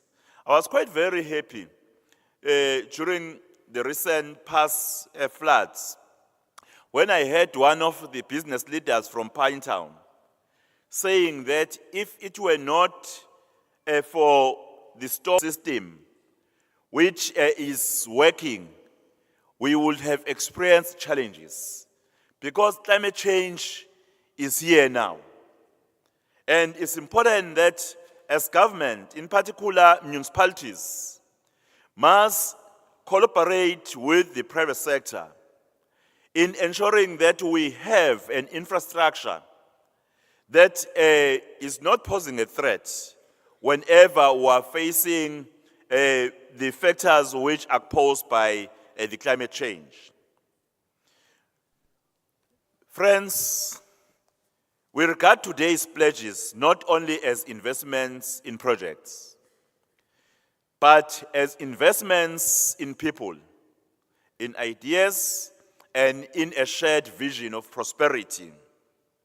Together, we are laying the foundation for an economy that is resilient, competitive, and anchored in ethical governance and innovation. On behalf of the government and the people of KwaZulu-Natal, I extend our sincere gratitude to all investors who have demonstrated their trust in this province. Your confidence affirms that KwaZulu-Natal remains a destination of choice for investment, a place where commitment meets opportunity, and where partnership yields a progress. I also understand that the pledges and the investment unveiled today are actually going to attract more investors to come back to the province of KwaZulu-Natal, or rather even the international investors to consider KwaZulu-Natal.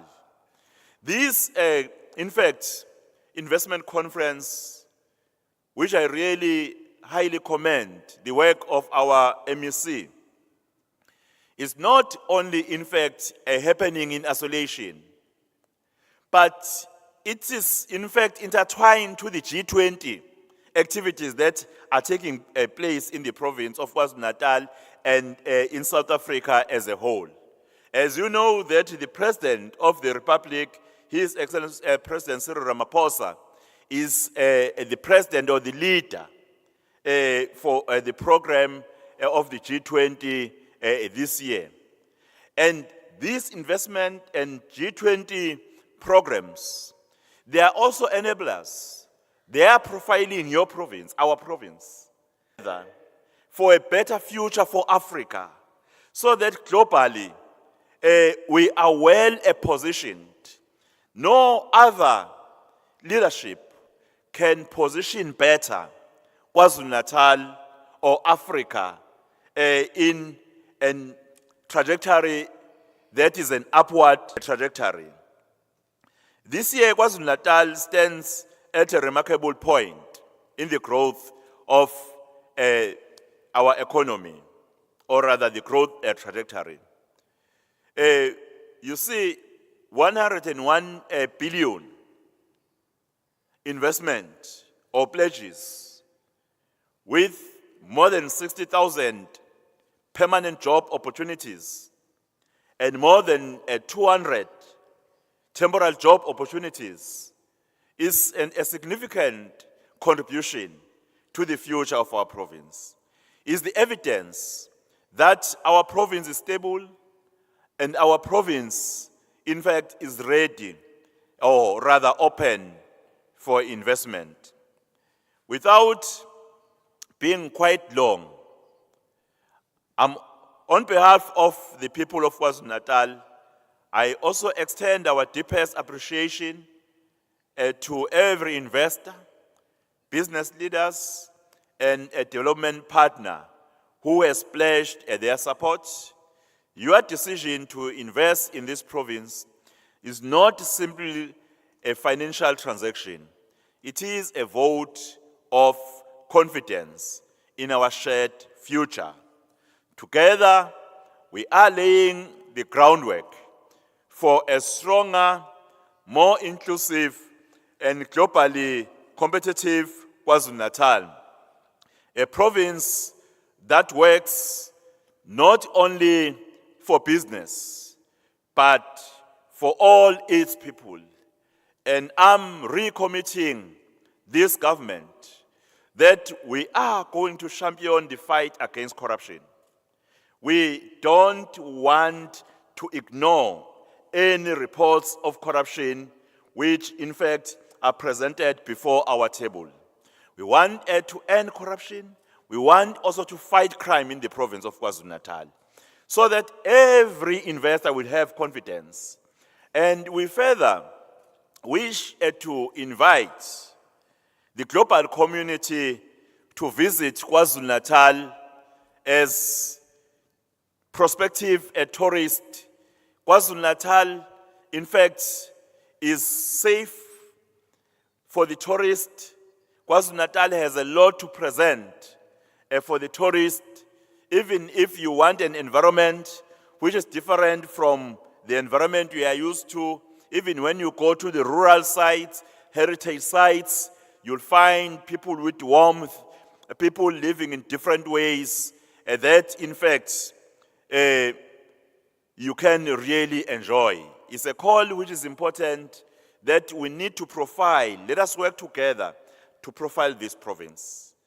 Let us work together to ensure that the global community sees this province. The global community, in fact, develop an appetite to visit this province. Not only the Department of ETA can do that. I know that you are the international travelers. Wherever you go, ensure that you profile our province so that you will attract more euros, dollars, whatever, into our economy. Thank you very much, ladies and gentlemen, for the opportunity.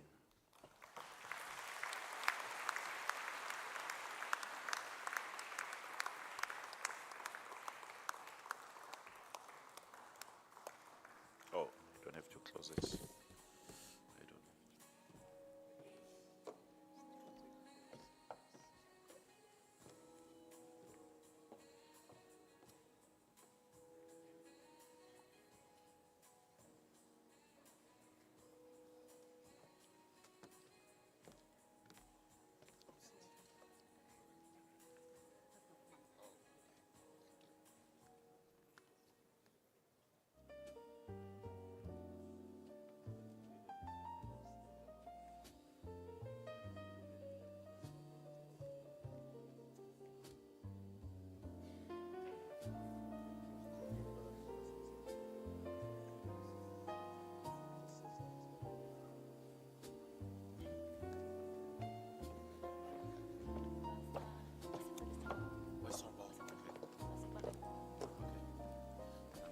Tell us later.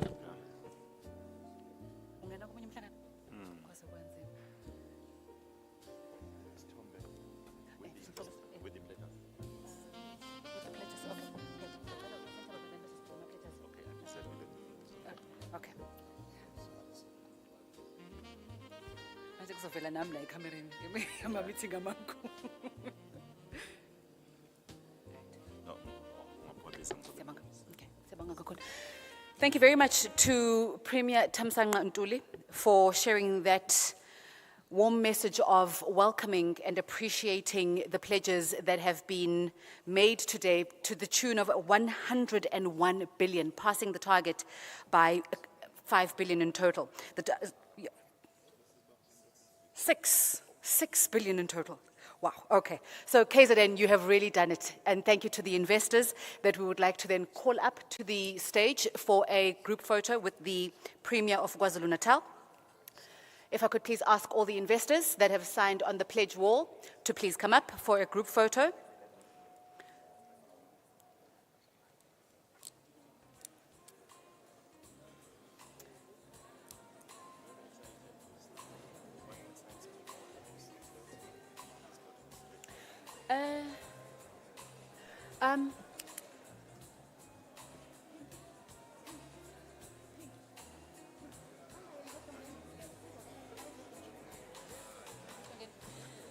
Sorry, if I could please ask that the pledges please rather stand in front of the pledge wall so that we can have space.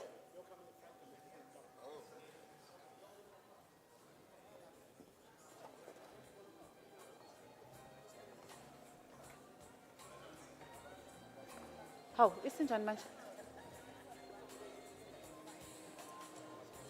Isikwe kanjani futhi manje?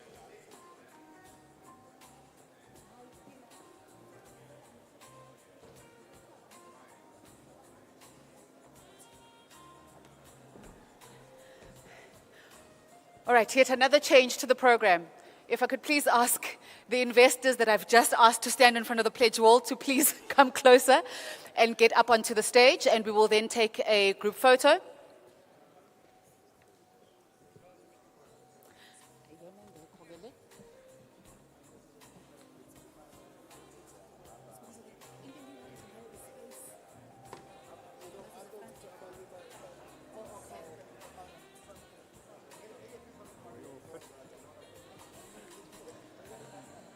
We're not going to see you in the photo.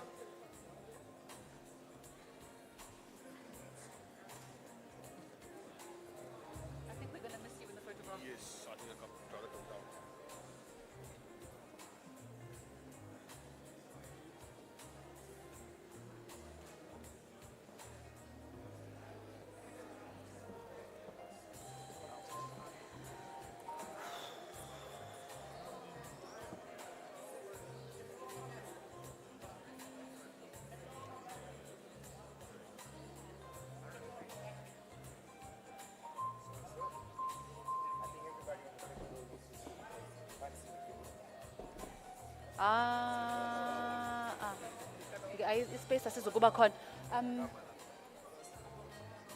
Ispace asizokuba khona. No, space at all.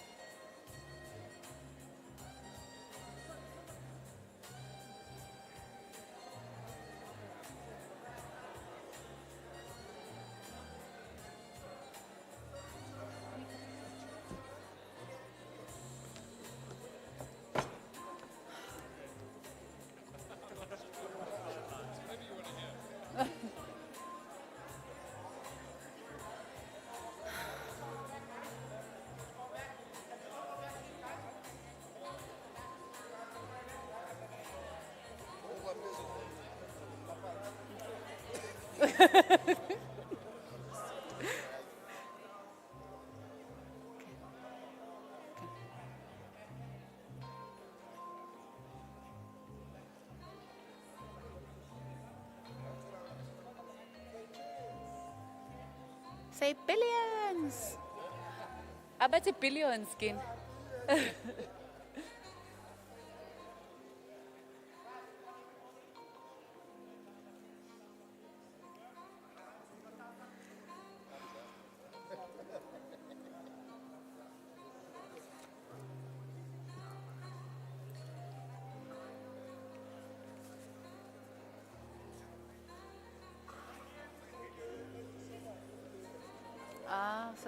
Okay, all right.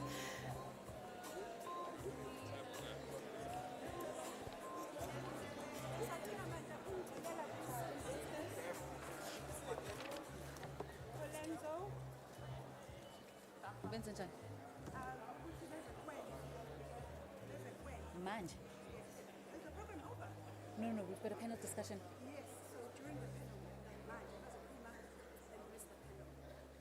All right. Oh, Colenso, Devco, okay. And then Lemonwood. Yeah. Lemonwood, Boxer, Colenso Power, and Isipet. Okay. Okay. All right. Ladies and gentlemen, we will be continuing with our program. We are chasing time, we are chasing the after lunch program, we are chasing the cocktail function in the evening, so we are doing a lot of chasing. Now that we have caught the billions, we are now chasing time. I would like to ask the facilitator of our next panel as we all make our way back to our seats. If I could please kindly ask that we all try to find our seats so that we can continue with our program. And just a quick announcement, the site visits that were planned for tomorrow, those site visits will no longer be conducted. However, the sites that were going to be visited, they are represented in the exhibition hall, so Dubai Trade Port, Richards Bay Industrial Development Zone, you can get in contact with them directly to make arrangements with them. However, the group site visits that were planned for tomorrow will no longer be going ahead. And if I could please have your attention, ladies and gentlemen, just for another quick announcement. If we could please ask representatives from Colenso Power, Ispeto, Lemonwood, Boxer, and Devco. There has been a request from TIKZN to meet, where? To come to you there. Okay, if they could please come to the front, there is a representative from TIKZN. And I would then like to ask Palisa Pili, Chief Executive Officer of the Durban Chamber of Commerce and Industry. She will be facilitating the next panel discussion, Unlocking Private and Public Capital for Development in KwaZulu-Natal. Our panelists are MEC for Finance in KwaZulu-Natal, Mr. Francois Rogers, Ms. Thuli Mpunje, Senior Manager in Direct Investments, Public Investment Corporation. If our panelists please could make their way to the stage. Mr. Sandile Makubane, Acting Chief Risk Officer, KZN Growth Fund Managers. Ms. Zizi Pomkwala, Head Strategic Partnerships at African Bank, and Mr. Ndumiso Zulu, Chief Executive Officer, Masisizane Fund Old Mutual. Over to you, Palisa.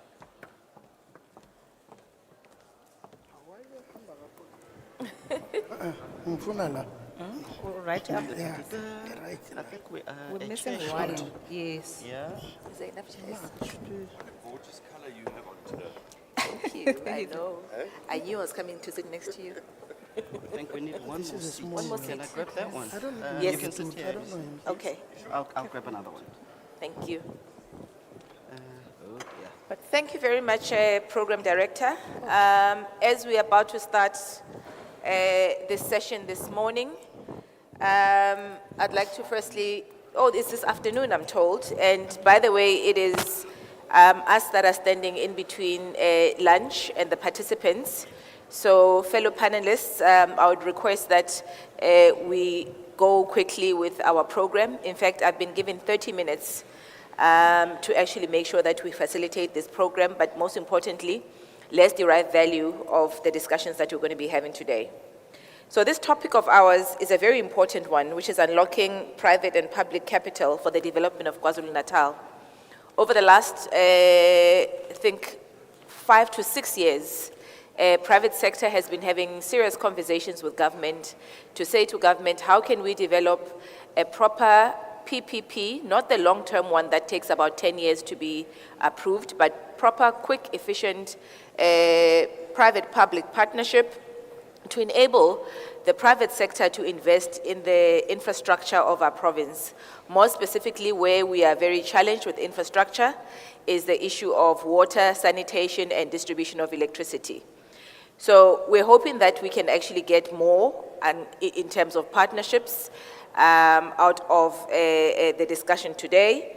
But I'm going to start my first question that I will impose to the MEC for Finance, MEC Rogers, on how is the Provincial Treasury aligning its fiscal policies and expenditure priorities to create an enabling environment for private investment and to also improve investor confidence in KwaZulu-Natal's economic prospects.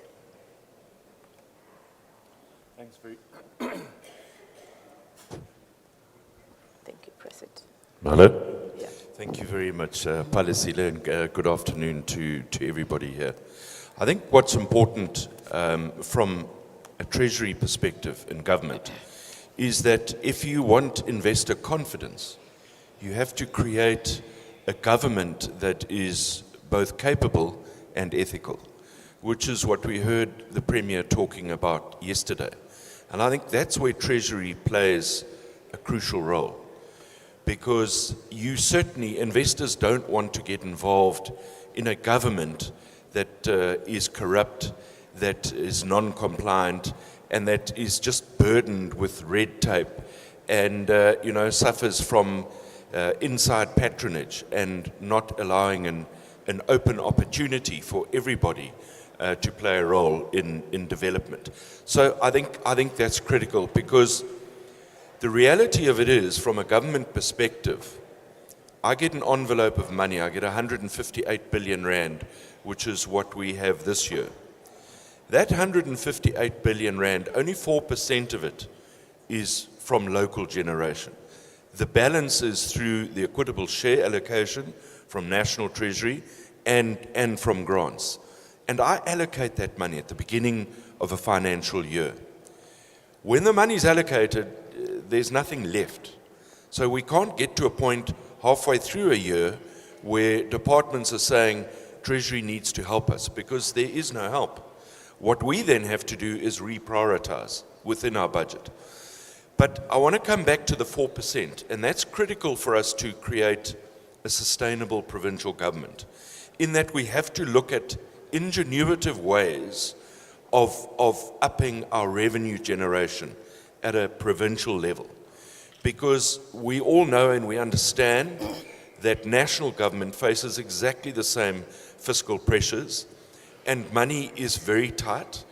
And the Premier and I were at an extended cabinet 2 days ago, where it's going to get tighter over the next 3 years because of debt service at a national level. So I believe, as a province, if we get our house in order, we start dealing with maladministration, because nobody in business wants to see maladministration in a partnership. And the Premier spoke, and I'm delighted to hear him repeat it yesterday and today. Maladministration, corruption, and fraud can no longer be allowed. And that is part of my process, building that ethical government, which business wants to get involved with. So I can assure that all investors out there that we are certainly taking a totally different approach when it comes to fiscal compliance. We now have a Provincial Audit and Risk Committee, which is appointed by the Treasury, which is a hands-on body. I am now utilizing it so that we can be proactive when we see that there's non-compliance rather than reactive and waiting for the Auditor General's report. And also the other exciting implementation, which we've been promoting and it's about to be launched, is our procurement system. Take out the human interaction with procurement. Most of our procurement happens with the people sitting in this audience. And the days of individuals manipulating a system of procurement in government to achieve their own objectives, those days are over. So that's the environment that I'm trying to create as MEC and as Treasury. Thank you very much, MEC. Can you also maybe just touch on what Provincial Treasury is doing on creating quick, efficient PPPs with the private sector? Well, we had a summit. The Treasury team and myself had a summit a few months ago on triple Ps. The legislation has been streamlined with triple Ps.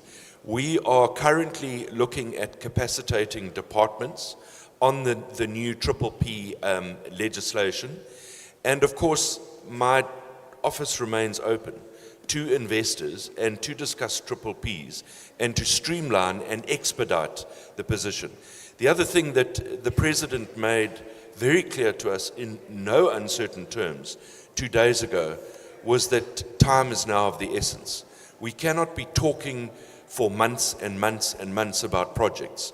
We need to ensure that we remove all the legislative red tape, ensure that we are compliant with the appointments, but we need to get things done. Thank you very much, MEC, for that. I'm going to move over now to Ms. Thuli, who is the Senior Manager in Direct Investments at the PIC. Thuli, please can you just share with us how is the PIC deploying its indirect investment strategy to support catalytic projects in KwaZulu-Natal, more specifically, that promote jobs, because we know that these projects promote job creation, infrastructure development, and social impact. Thank you for that question, and good afternoon to everyone. So the PIC indirect investment model is really about achieving scale as well as having a reach. And how we are doing that is through partnerships. We also do a lot of business with fund managers. I've got one on stage. I'm seeing an opportunity already. But essentially, because of the structure that the PIC is composed of, we're really mindful of our ability to hold capital, but the limitations so far the deployment of that capital is concerned. So we back jockeys. I mean, if I were to simplify the structure, that's it in a nutshell. So we look for jockeys that have got a proven track record. We look at jockeys who have got local presence, which is a critical factor within the investment analysis and due diligence we apply in all our investments. And I think where government can really play a significant role, we're talking about triple Ps, we've got a few examples on a shorter tenure than the typical long-term triple Ps we typically see, is really in terms of the offtake. We've seen how that can work in terms of really triggering some of the opportunities that do come through our desks. And also just around approvals. We do find that sometimes because of the constraints we have, either being water, electricity, things do take time. And we do find that having a negative impact insofar then the rolling out and really making that meaningful contribution to the society. So when we get opportunities to sit in a platform like this, we really, take the opportunity to plead. And I'm really happy to even see what is being mentioned around procurement as an example, because those are some of the really difficult hurdles we do find that in the investments we try and trigger, they do get, they get negatively impacted.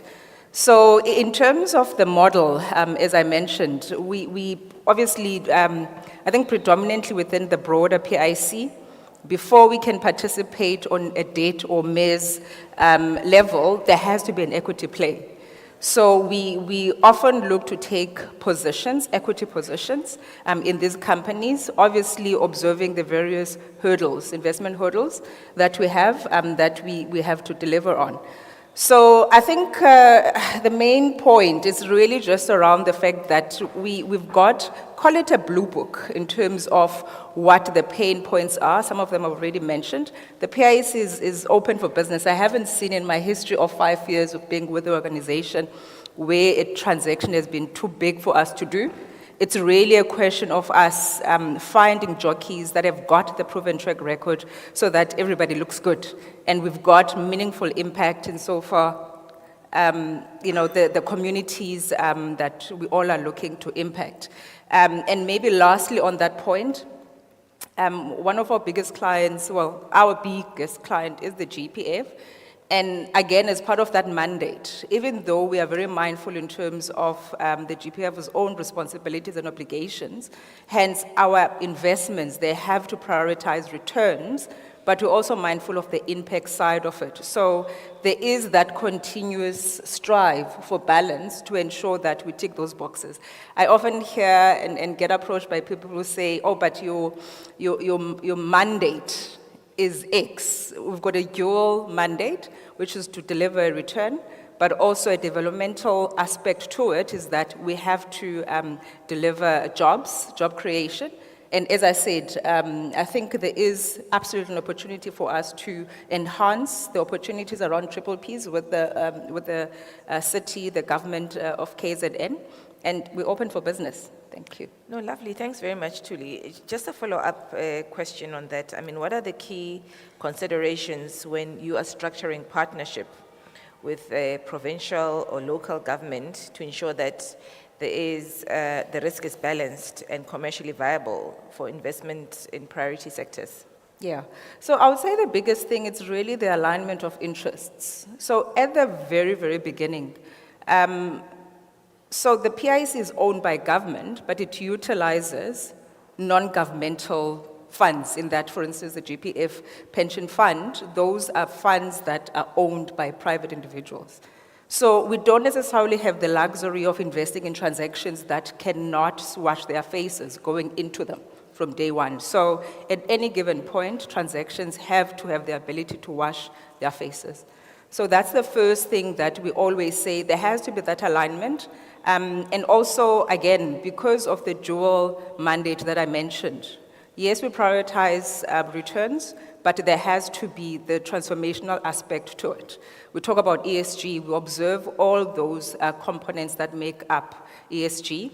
We've got a huge focus on governance. We're very big on governance, and we don't compromise on governance. And I think, without taking too much time, those are the guiding principles, which, when we are able to tick them, we then move on to the various risks that will depend on the specific sector that we'll be looking at, and so far that investment will be concerned. And it's risk allocation. I mentioned earlier that the PIC does not have capacity to be able to, implement transactions on the ground.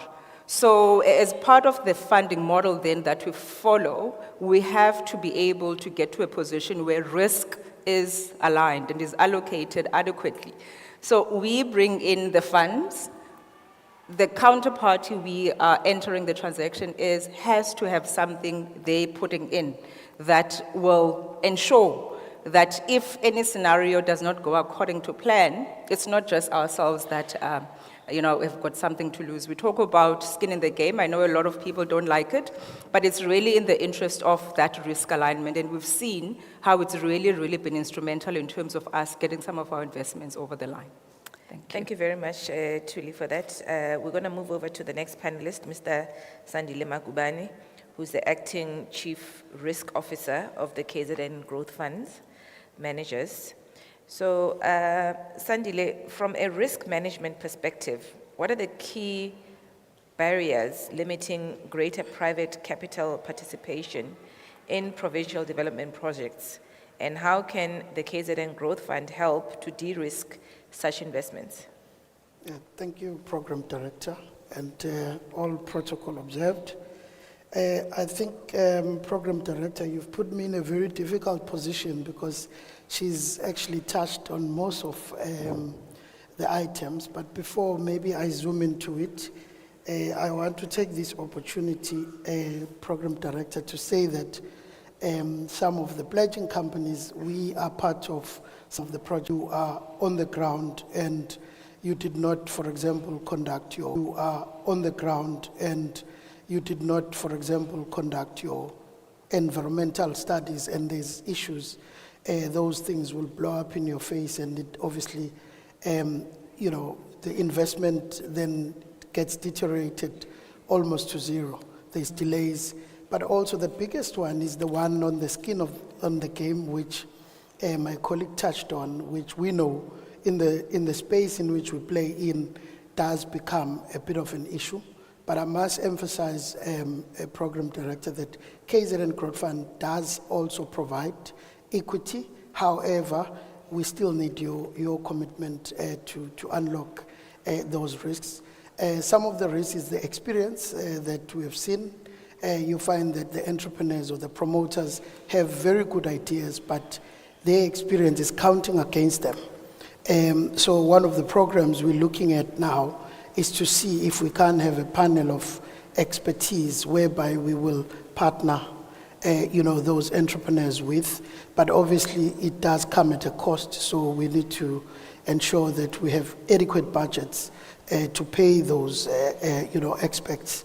And then another issue that is very important is the use of instruments to de-risk some of these transactions. As my colleague mentioned, we've got your mezzanines, we've got your preference shares and your shareholders' loans, which we also try and come and use them from a structuring point of view to make sure that the balance sheet is not constrained. But I must also emphasize, Program Director, that the space we play in, sometimes I would like to say we bank the almost unbankable, and that becomes a very balancing act in terms of saying now the mandate, it ticks everything.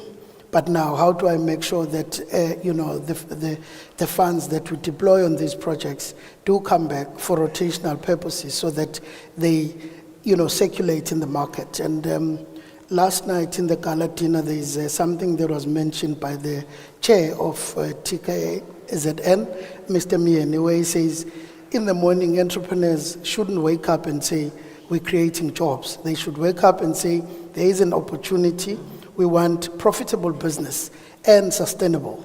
In that, jobs will be created. And I think that's the balancing act we're trying by all means to say, yes, we've got this mandate, but how do we then make sure, from a risk point of view and investment thesis point of view, that these projects, they are sustainable, they're creating those long-lasting jobs so that we change, the plies of the community.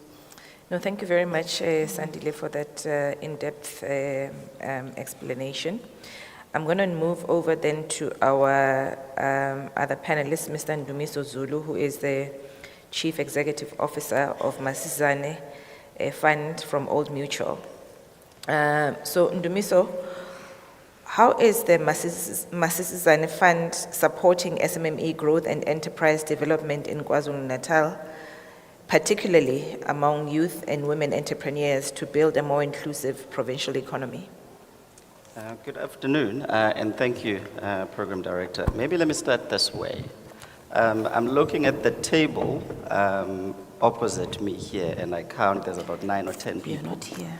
In the current state, of all the people sitting from this beginning of the table right to the gentleman with the laptop there, if they applied for funding today, they'd be lucky if one of them actually got that funding. So 1 in 10 people that apply for funding actually get it. What happens to the other 9? Or more importantly, why does the other 9 not get it? And then if you look at the profile of these people, that particular dynamic becomes even more acute if that individual is black, if that individual is a woman, if that individual is a young person, if that individual is a person living with a disability.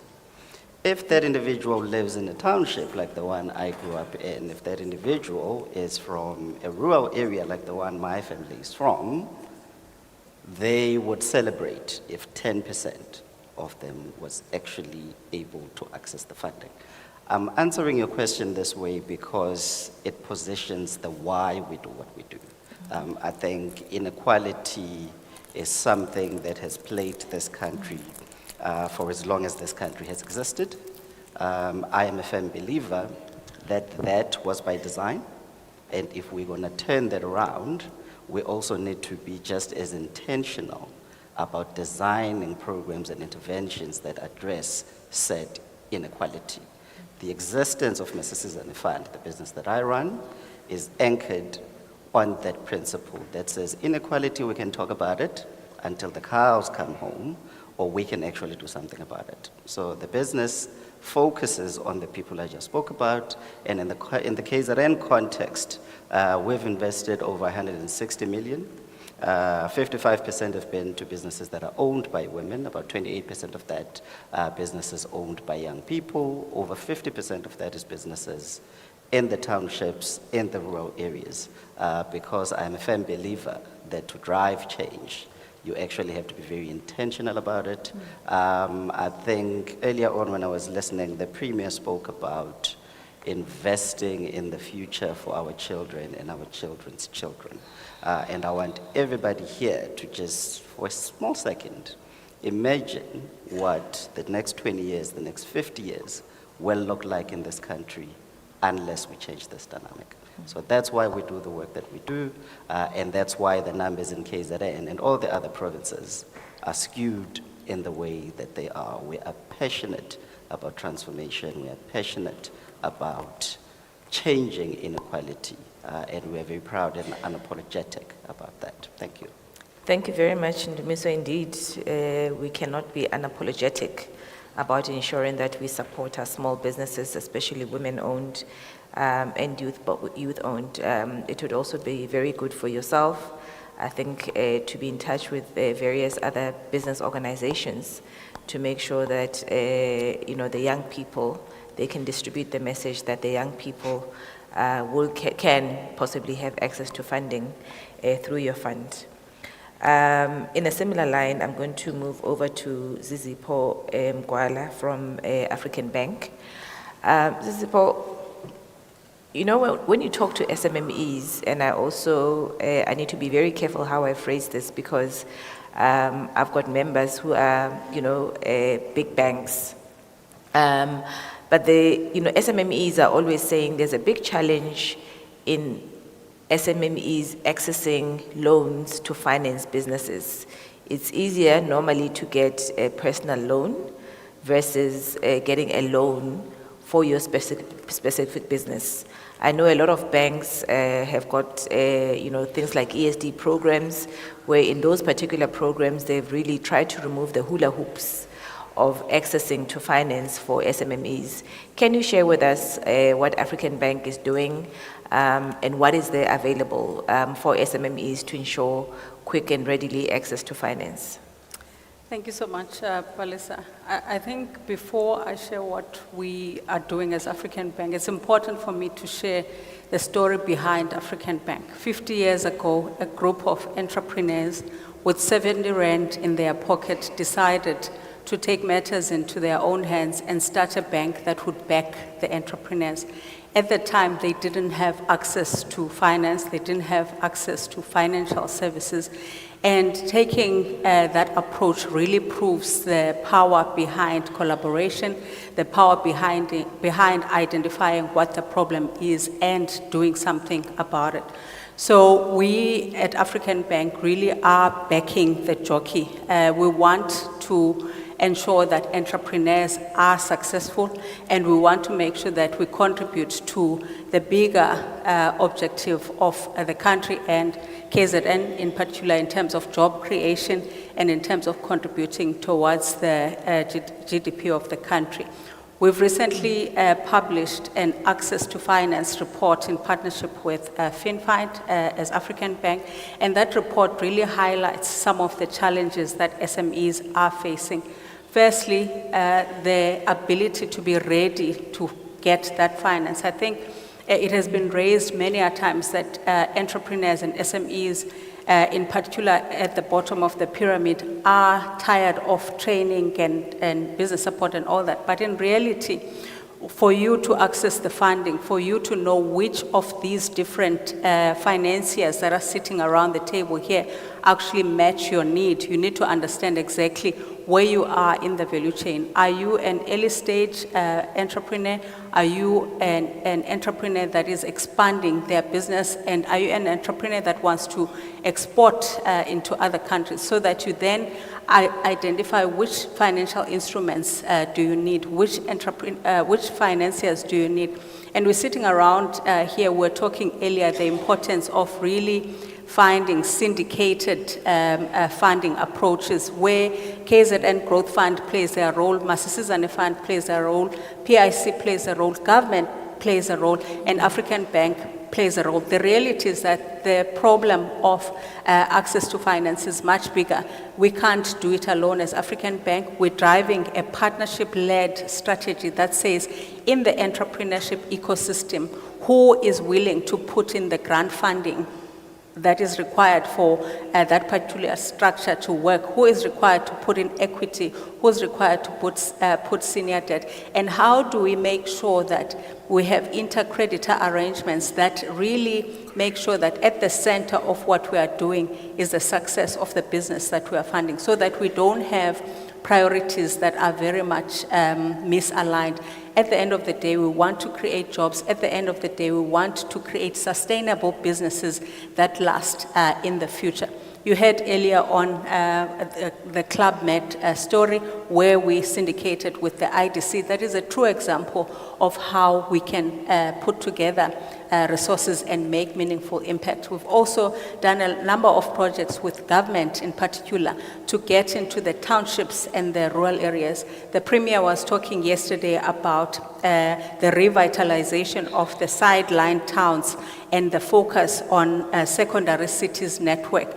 We are proud to say in different areas of KZN, we have funded property developments where malls and shopping centers are being created, are being developed, and jobs are being created, franchises, petrol stations in the areas outside big cities, so that we remove the burden of over-reliance in big cities like Durban, and we spread the economy so that everyone can participate in financial inclusion and economic growth. Thank you very much to my fellow panelists. I'm going to give one last parting shot to yourself. I think thank you very much for your confidence. And we will certainly make sure that as a partner with you, that we give you what you want. I think that's critically important in any partnership. Now, Palisile, as you know, I'm also a capitalist with a conscience. I'm a businessman in Kokstad. And it's only through business and business's interaction with government that we're going to deal with unemployment, deal with a sluggish economy, and it's been said over and over and over that SMMEs are the way forward. If we want to build a rural economy, that's where it has to start. We've just got to create the environment, the stable environment for that investment. We have the necessary vehicles in MEC Zondi's department, which can assist. But it's also critically important that we start looking at not how much money we're putting in to development, but what return we're getting, and is it sustainable in the long run? Because if it's not sustainable, it just puts more pressure on our provincial fiscus. Thank you. Thank you very much, and thank you to fellow panelists. We have finished right in time, and Program Director, I'm sure that we're no more standing between the delegates here at lunch. So thank you very much for sharing your insights. Thank you.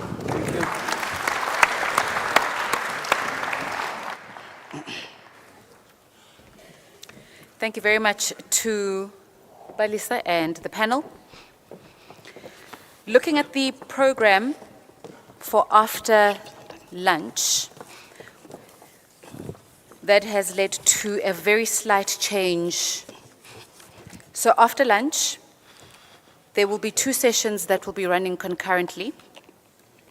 There'll be a session in Hall 3B, an export masterclass that will be facilitated by Mr. Nhlakane Ponkontwana, Head of Department at ETEA. That will be in Hall 3B. That's an export masterclass. And there'll be an export essentials session that will be held in Hall 3C. That will be facilitated by Mr. Gugulethu Xaba, who is the chairman of Adamo Holdings. So that means that there will be those 2 sessions in Hall 3A, or rather in Hall 3B and Hall 3C. And at the same time, in Hall 5 and 6 at the world stage, we will have sessions that will be run by Invest Durban, Invest SA One Stop Shop, and KZN Special Economic Zones offerings. So that is what will be happening after lunch. There's also been a change with regard to our available panelists, which then changes the panel that was planned to be facilitated by Tony Gumede, entitled Building a Skilled Workforce. So good to see you. Sorry. It's good to see you too. Glad you could make it. So that panel discussion entitled Building a Skilled Workforce, Unlocking KwaZulu-Natal's Investment Potential, that actually changes to a fireside chat because we will only be having 2 speakers on that panel. And it then is important for us to have that before we have the export masterclasses. It will be a fireside chat, very brief, 15 minutes, and we will have it before lunch. The reason for that being that we have Dr. Thandeka Ellenson, Chief Executive Officer, Moses Kotane Research Institute, and as part of their mandate, what they also look at is obviously the economic growth of the province, looking at various sectors. And we've got Claude Mudley, who's the Executive Manager, Export Development and Promotion from TIKZN. Now, if you look at what is scheduled then as the Export Masterclass and Export Essentials, it then makes sense for us to then have that session before we go on lunch. It's going to be very quick. It's going to be 15 minutes. Please do bear with us. It then allows us to then segue seamlessly into the after lunch sessions. So with that, I would like to ask Tony Gumede, Manager at Brand South Africa, as well as Claude, who will be on the panel. So Tony will be facilitating the session. Claude Mudley, Executive Manager, Export Development and Promotion, will be on the panel, as well as Dr. Thandeka Ellenson, Chief Executive Officer at Moses Kotane Research Institute. If they could please make their way to the stage for the fireside chat. Do bear with us, ladies and gentlemen. After this, again, Export Essentials and the Export Masterclass. Export Essentials will be in Hall 3C. Export Masterclass will be in Hall 3B. And at the world stage, which is through those doors, which is actually Hall 5 and 6, we will then have Invest Urban, Invest SA, One Stop Shop, and KZN's Special Economic Zone offerings that will be shared there. And also just a reminder, the Premier will close off the conference at the world stage at 4:30. That's when the conference will be closed. So looking at the time now, we will then break for lunch. My watch says 13:01. Do I have the right time? Can I have the time? 1 o'clock. Okay. So that means we will then break for lunch at 13:20. Okay, so it will be 13:15 because Tony is here. Tony, if yourself and your guests could make your way to the stage. We will then break for lunch at 13:15, and at 2 o'clock, depending on which stream you have selected, it's either 3B, 3C, or Hall 5 and 6. Tony, I'm handing over to you for the fireside chat, 15 minutes with Dr. Thandeka Ellenson as well as Claude Moodley.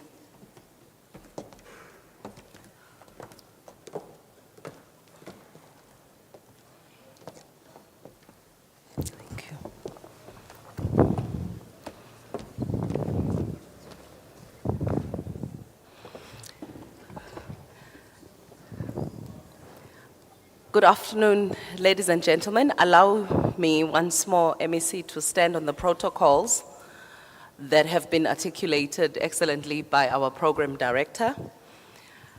And it's quite exciting. This was quite a big panel with a very diverse group of expertise. However, I think we can actually do much more because we have the two of you as our panelists who get to share a little bit with us in depth about the skills question that we have. So our panel is called Building a Skilled Workforce, Unlocking the KwaZulu-Natal Investment Potential. And to start off with, because we have such limited time, I would like to first ask each one of you to share with us what you think the challenges are in your specific sectors pertaining to perhaps let's limit it to 3 or 2 most material challenges in relation to the skills gap, and what programs are in place in your current spaces and entities to address those. All right. Greetings. I'm standing on the protocols.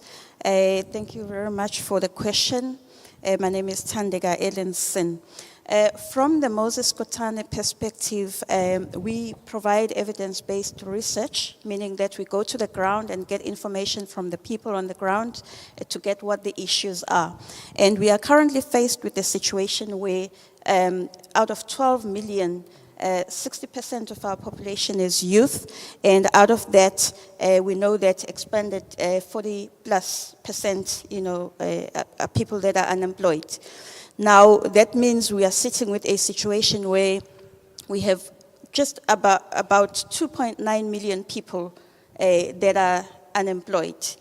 One of the issues that causes that is the issue of economic growth. Economy is not growing as expected, and the reason for that is because there are no, the stimuli in terms of the economy is low as well, given to the red tape in terms of investments and so on. And that in turn hampers, the youth. And the second issue is the issue of skills mismatch, where the universities, the TVET colleges, the community colleges and so on are basically have an output rate but dishing out skills that are not matching the industry. That is a big problem. Because when you sitting with a population as high as 2.9 million unemployed, it means that we need to stimulate the economy by having more factories, by having more economic activities. So those are the issues that we're faced with, and the conference here is basically saying invite more investors so that you can have more economic activity, so that you can have people employed. But in that, we need to get ourselves ready in terms of the skills that are cross-cutting, that people are not really taking up in terms of being ready for investments, include digital literacy. We still need people that are able to operate on online business platforms, basic codings, and so on. Entrepreneurial skills are an issue. Even if it's a corporate, you still need an employee with an entrepreneurial mind, an employee that is able to solve problems, that is able to innovate, that is able to do business planning and so on. Communication and soft skills are also an issue where you have people, you have very good technical people in the workplace, but unfortunately, the soft skills is an issue where you find that they are not able to be part of the teams, they're not team players, they are unable to report, they are unable to liaise with their clients. And lastly, the issues of sustainability, where we have people that are lacking skills in terms of green energy and all other scarce skills. So we, as the Moses Kotane Research Institute, provide this information that we are lacking in terms of this. We provide this to government, to communities, to business sector, and to academia. And then the last problem is that academia is slow in reform. They are very slow in reforming their curriculum to catch up with the 5th industrial revolution that we are currently in. Thank you. I think, well, you've said quite a mouthful, Dr. Tandega, and I think that has always been one of the consistently existent and growing pain points that perhaps doesn't make such a great judgment on academia's ability to adapt into what the economy and the world needs now in terms of skills. I do have another question, but for now, let's maybe move to you, Claude, in terms of what will it take? What are the skills for export readiness that we need that will make an impact in that space for the economic improvement and growth? No. Okay, thank you so much for the question. And may I just say, all protocol observed. Yeah, I think in terms of export readiness and awareness, we are looking for skills that can now be outcomes-based, It's not about just being part of a training course and understanding for example, your international commercial terms of trading or how to do an export transaction. We want to now be able to see emerging exporters actually do it. So you'll see a lot of our programs and have got different elements to it. We start off with awareness. We have more in-depth training. And then we take it through to mentorship, where there's an element of outcome-based. So you see, for example, in terms of an export transaction, you may go into a training program to understand how to do the export transaction. But we really then want to see you do the transaction, Because there's two different, it's a difference between you seeing it and you doing it yourself, And some of these transactions have major implications if you don't do it right, in terms of financial implications. You do an LC, a letter of credit, and if it doesn't match on the other side, you don't get paid, So these are the implications. So we don't have the luxury of getting it wrong. So from our side, we're saying that training has to be outcomes-based. They've got to be on the button. And we've got to also have a progression where companies are not trained in the same thing all the time. You can't be going into an export beginner's class in the same, every year in the same program. We want to see you advance, so you will start off with the export awareness, you go to a graduation program, and eventually you get to an advanced program and where you will start to do the mentorship element of it as well. So we want to see that progression. And sometimes we see companies that want to be in training, but they're in the wrong training program. So for example, we've got 2 wonderful sessions this afternoon, which was just mentioned. We've got an export essentials program that's really focused on emerging exporters. Understanding export documentation, understanding how to cost for the export market, and those are the elements that are suited for an emerging exporter. It's really a short introduction into it. There are more in-depth programs that we do offline out of this event. Parallel to that, we have in a session called the masterclass session, and that masterclass session is really focused at your established exporters, your larger businesses, that need to understand, for example, the implication of the 30% tariff duty from US on South African products. They need to know what is happening in terms of the efficiency of the port. They need to know about issues related to how do they access the dry ports. So those are the different types of information for a different audience. So in terms of skills match or mismatch, we're saying that there has to be the right training program for the right audience. And secondly, training programs that have got to be outcomes-based as well. Thank you. Thank you very much. While you are giving us a little bit more insights into that space, what would be the high impact sectors that would require that workplace development? Because when we identify the sectors, then we're also able to identify collaborations or potential collaborations to make then an impact into the skilling.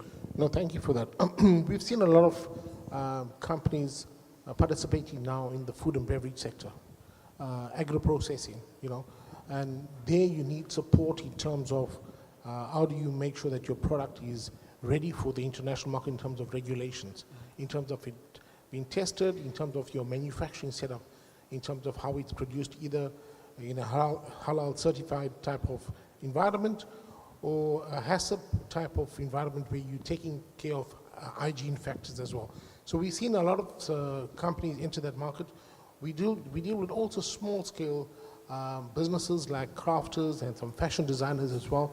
They're very technical type of support as well in terms of how you're able to access online markets as well. So those are the type of the skills that we provide. Okay. Yeah. Thank you. Back to you, Dr. Ellenson. I would like to get a little bit of an understanding for the benefit of everyone here. Now, you have the wealth of insights, being an institute that's concerns itself with getting what the data is. What does positive impact through partnerships look like in that space? And one, because I know that you have been doing all of this work, how has it been received in terms of, one, reception and willingness to effect the changes that would make that data not to look like that in the future? Yeah, thank you very much. So from the information that we have provided in the province, we have government. Government has come on board and they've developed a skills master plan for the province of KwaZulu-Natal, which will chart the necessary skills in terms of the scarce skills, in terms of the emerging skills and so on. And they're on board, and that has just been approved, I think 2 weeks ago by the province to say that this is a way that the province is gonna go. And that means that the province is now gonna start rolling out, the targeted skills for the targeted sectors which Claude is talking about. And then we have the academia. Academicians are very much keen on changing the curriculum, and we are currently engaging with Department of Higher Education and Training, and they are very much keen on fast-tracking the curriculum change, because one of the issues that came up from academic institutions is that they do submit, but the issue is the administrative processes, which means even government is suffering from red tape and slowness in terms of the business processes. And then we have the communities. Communities are on board. They're taking up all the courses that the partners are issuing. MTN, for an example, has got jobs for digital skills for digital jobs, and we are rolling that out with them in the rural areas, and they are taking it up. And many other industries, I'm not going to mention all of them, of course there are many, but we as the Moses Kotane ourselves are doing a little bit, on our side. We are rolling out digital centers in rural areas that enable the rural youth to access digital or ICT infrastructure, and in there we provide them with computers, network, and everything else. But we also give them the courses, digital marketing, digital literacy, cybersecurity, programming, whatever that you can think of. Even the young ones, we start off with coding and all of those courses in rural areas. So it seems like we are progressing very well, because everyone is doing their bit in trying to upskill the province so that we can meet the 95 billion investment that is currently pledged. Okay, well, I like that, because that was going to be my next question before we are over, the question of accessibility, but I think you've addressed it quite nicely, Dr. Thandeka. Claude, to end this very short discussion, and I think it's been quite impactful already, I would like what would be your call to action to the business environment that is represented in this room? and consider wrapping it up, because I think call to action is about what is left, who must do what must we do, what now? No, I think that's a very important question. The fact is there is a lot of support out there. There's a lot of support out there in terms of different entities that provide different types of support. You've got the sector training education authorities, your SETAs, that provide training, mandatory and discretionary type of training. You've got the SADFAs, which is the Small Enterprise Development Financial Agency that's there, that provides capacity building and some technical support as well. And you've got entities like trade and investment that supports businesses. So the call of action to SMEs out there is make sure that you go to the right entity in terms of the type of support that you're looking for. If you're looking for training, engage with the right entities so that you are able to get that. Make sure that you do your homework online. There's a lot of information online in terms of what courses are available, what training is available, and make sure that you get into the right training. Training for the sake of training doesn't mean you're going to grow your business. You must get the right training, and that's important. Thank you. Well, thank you very much. Ladies and gentlemen, I would like us to give a round of applause in expressing gratitude to our panelists. And thank you for the very short, but I hope we have done some justice to it today, Program Director.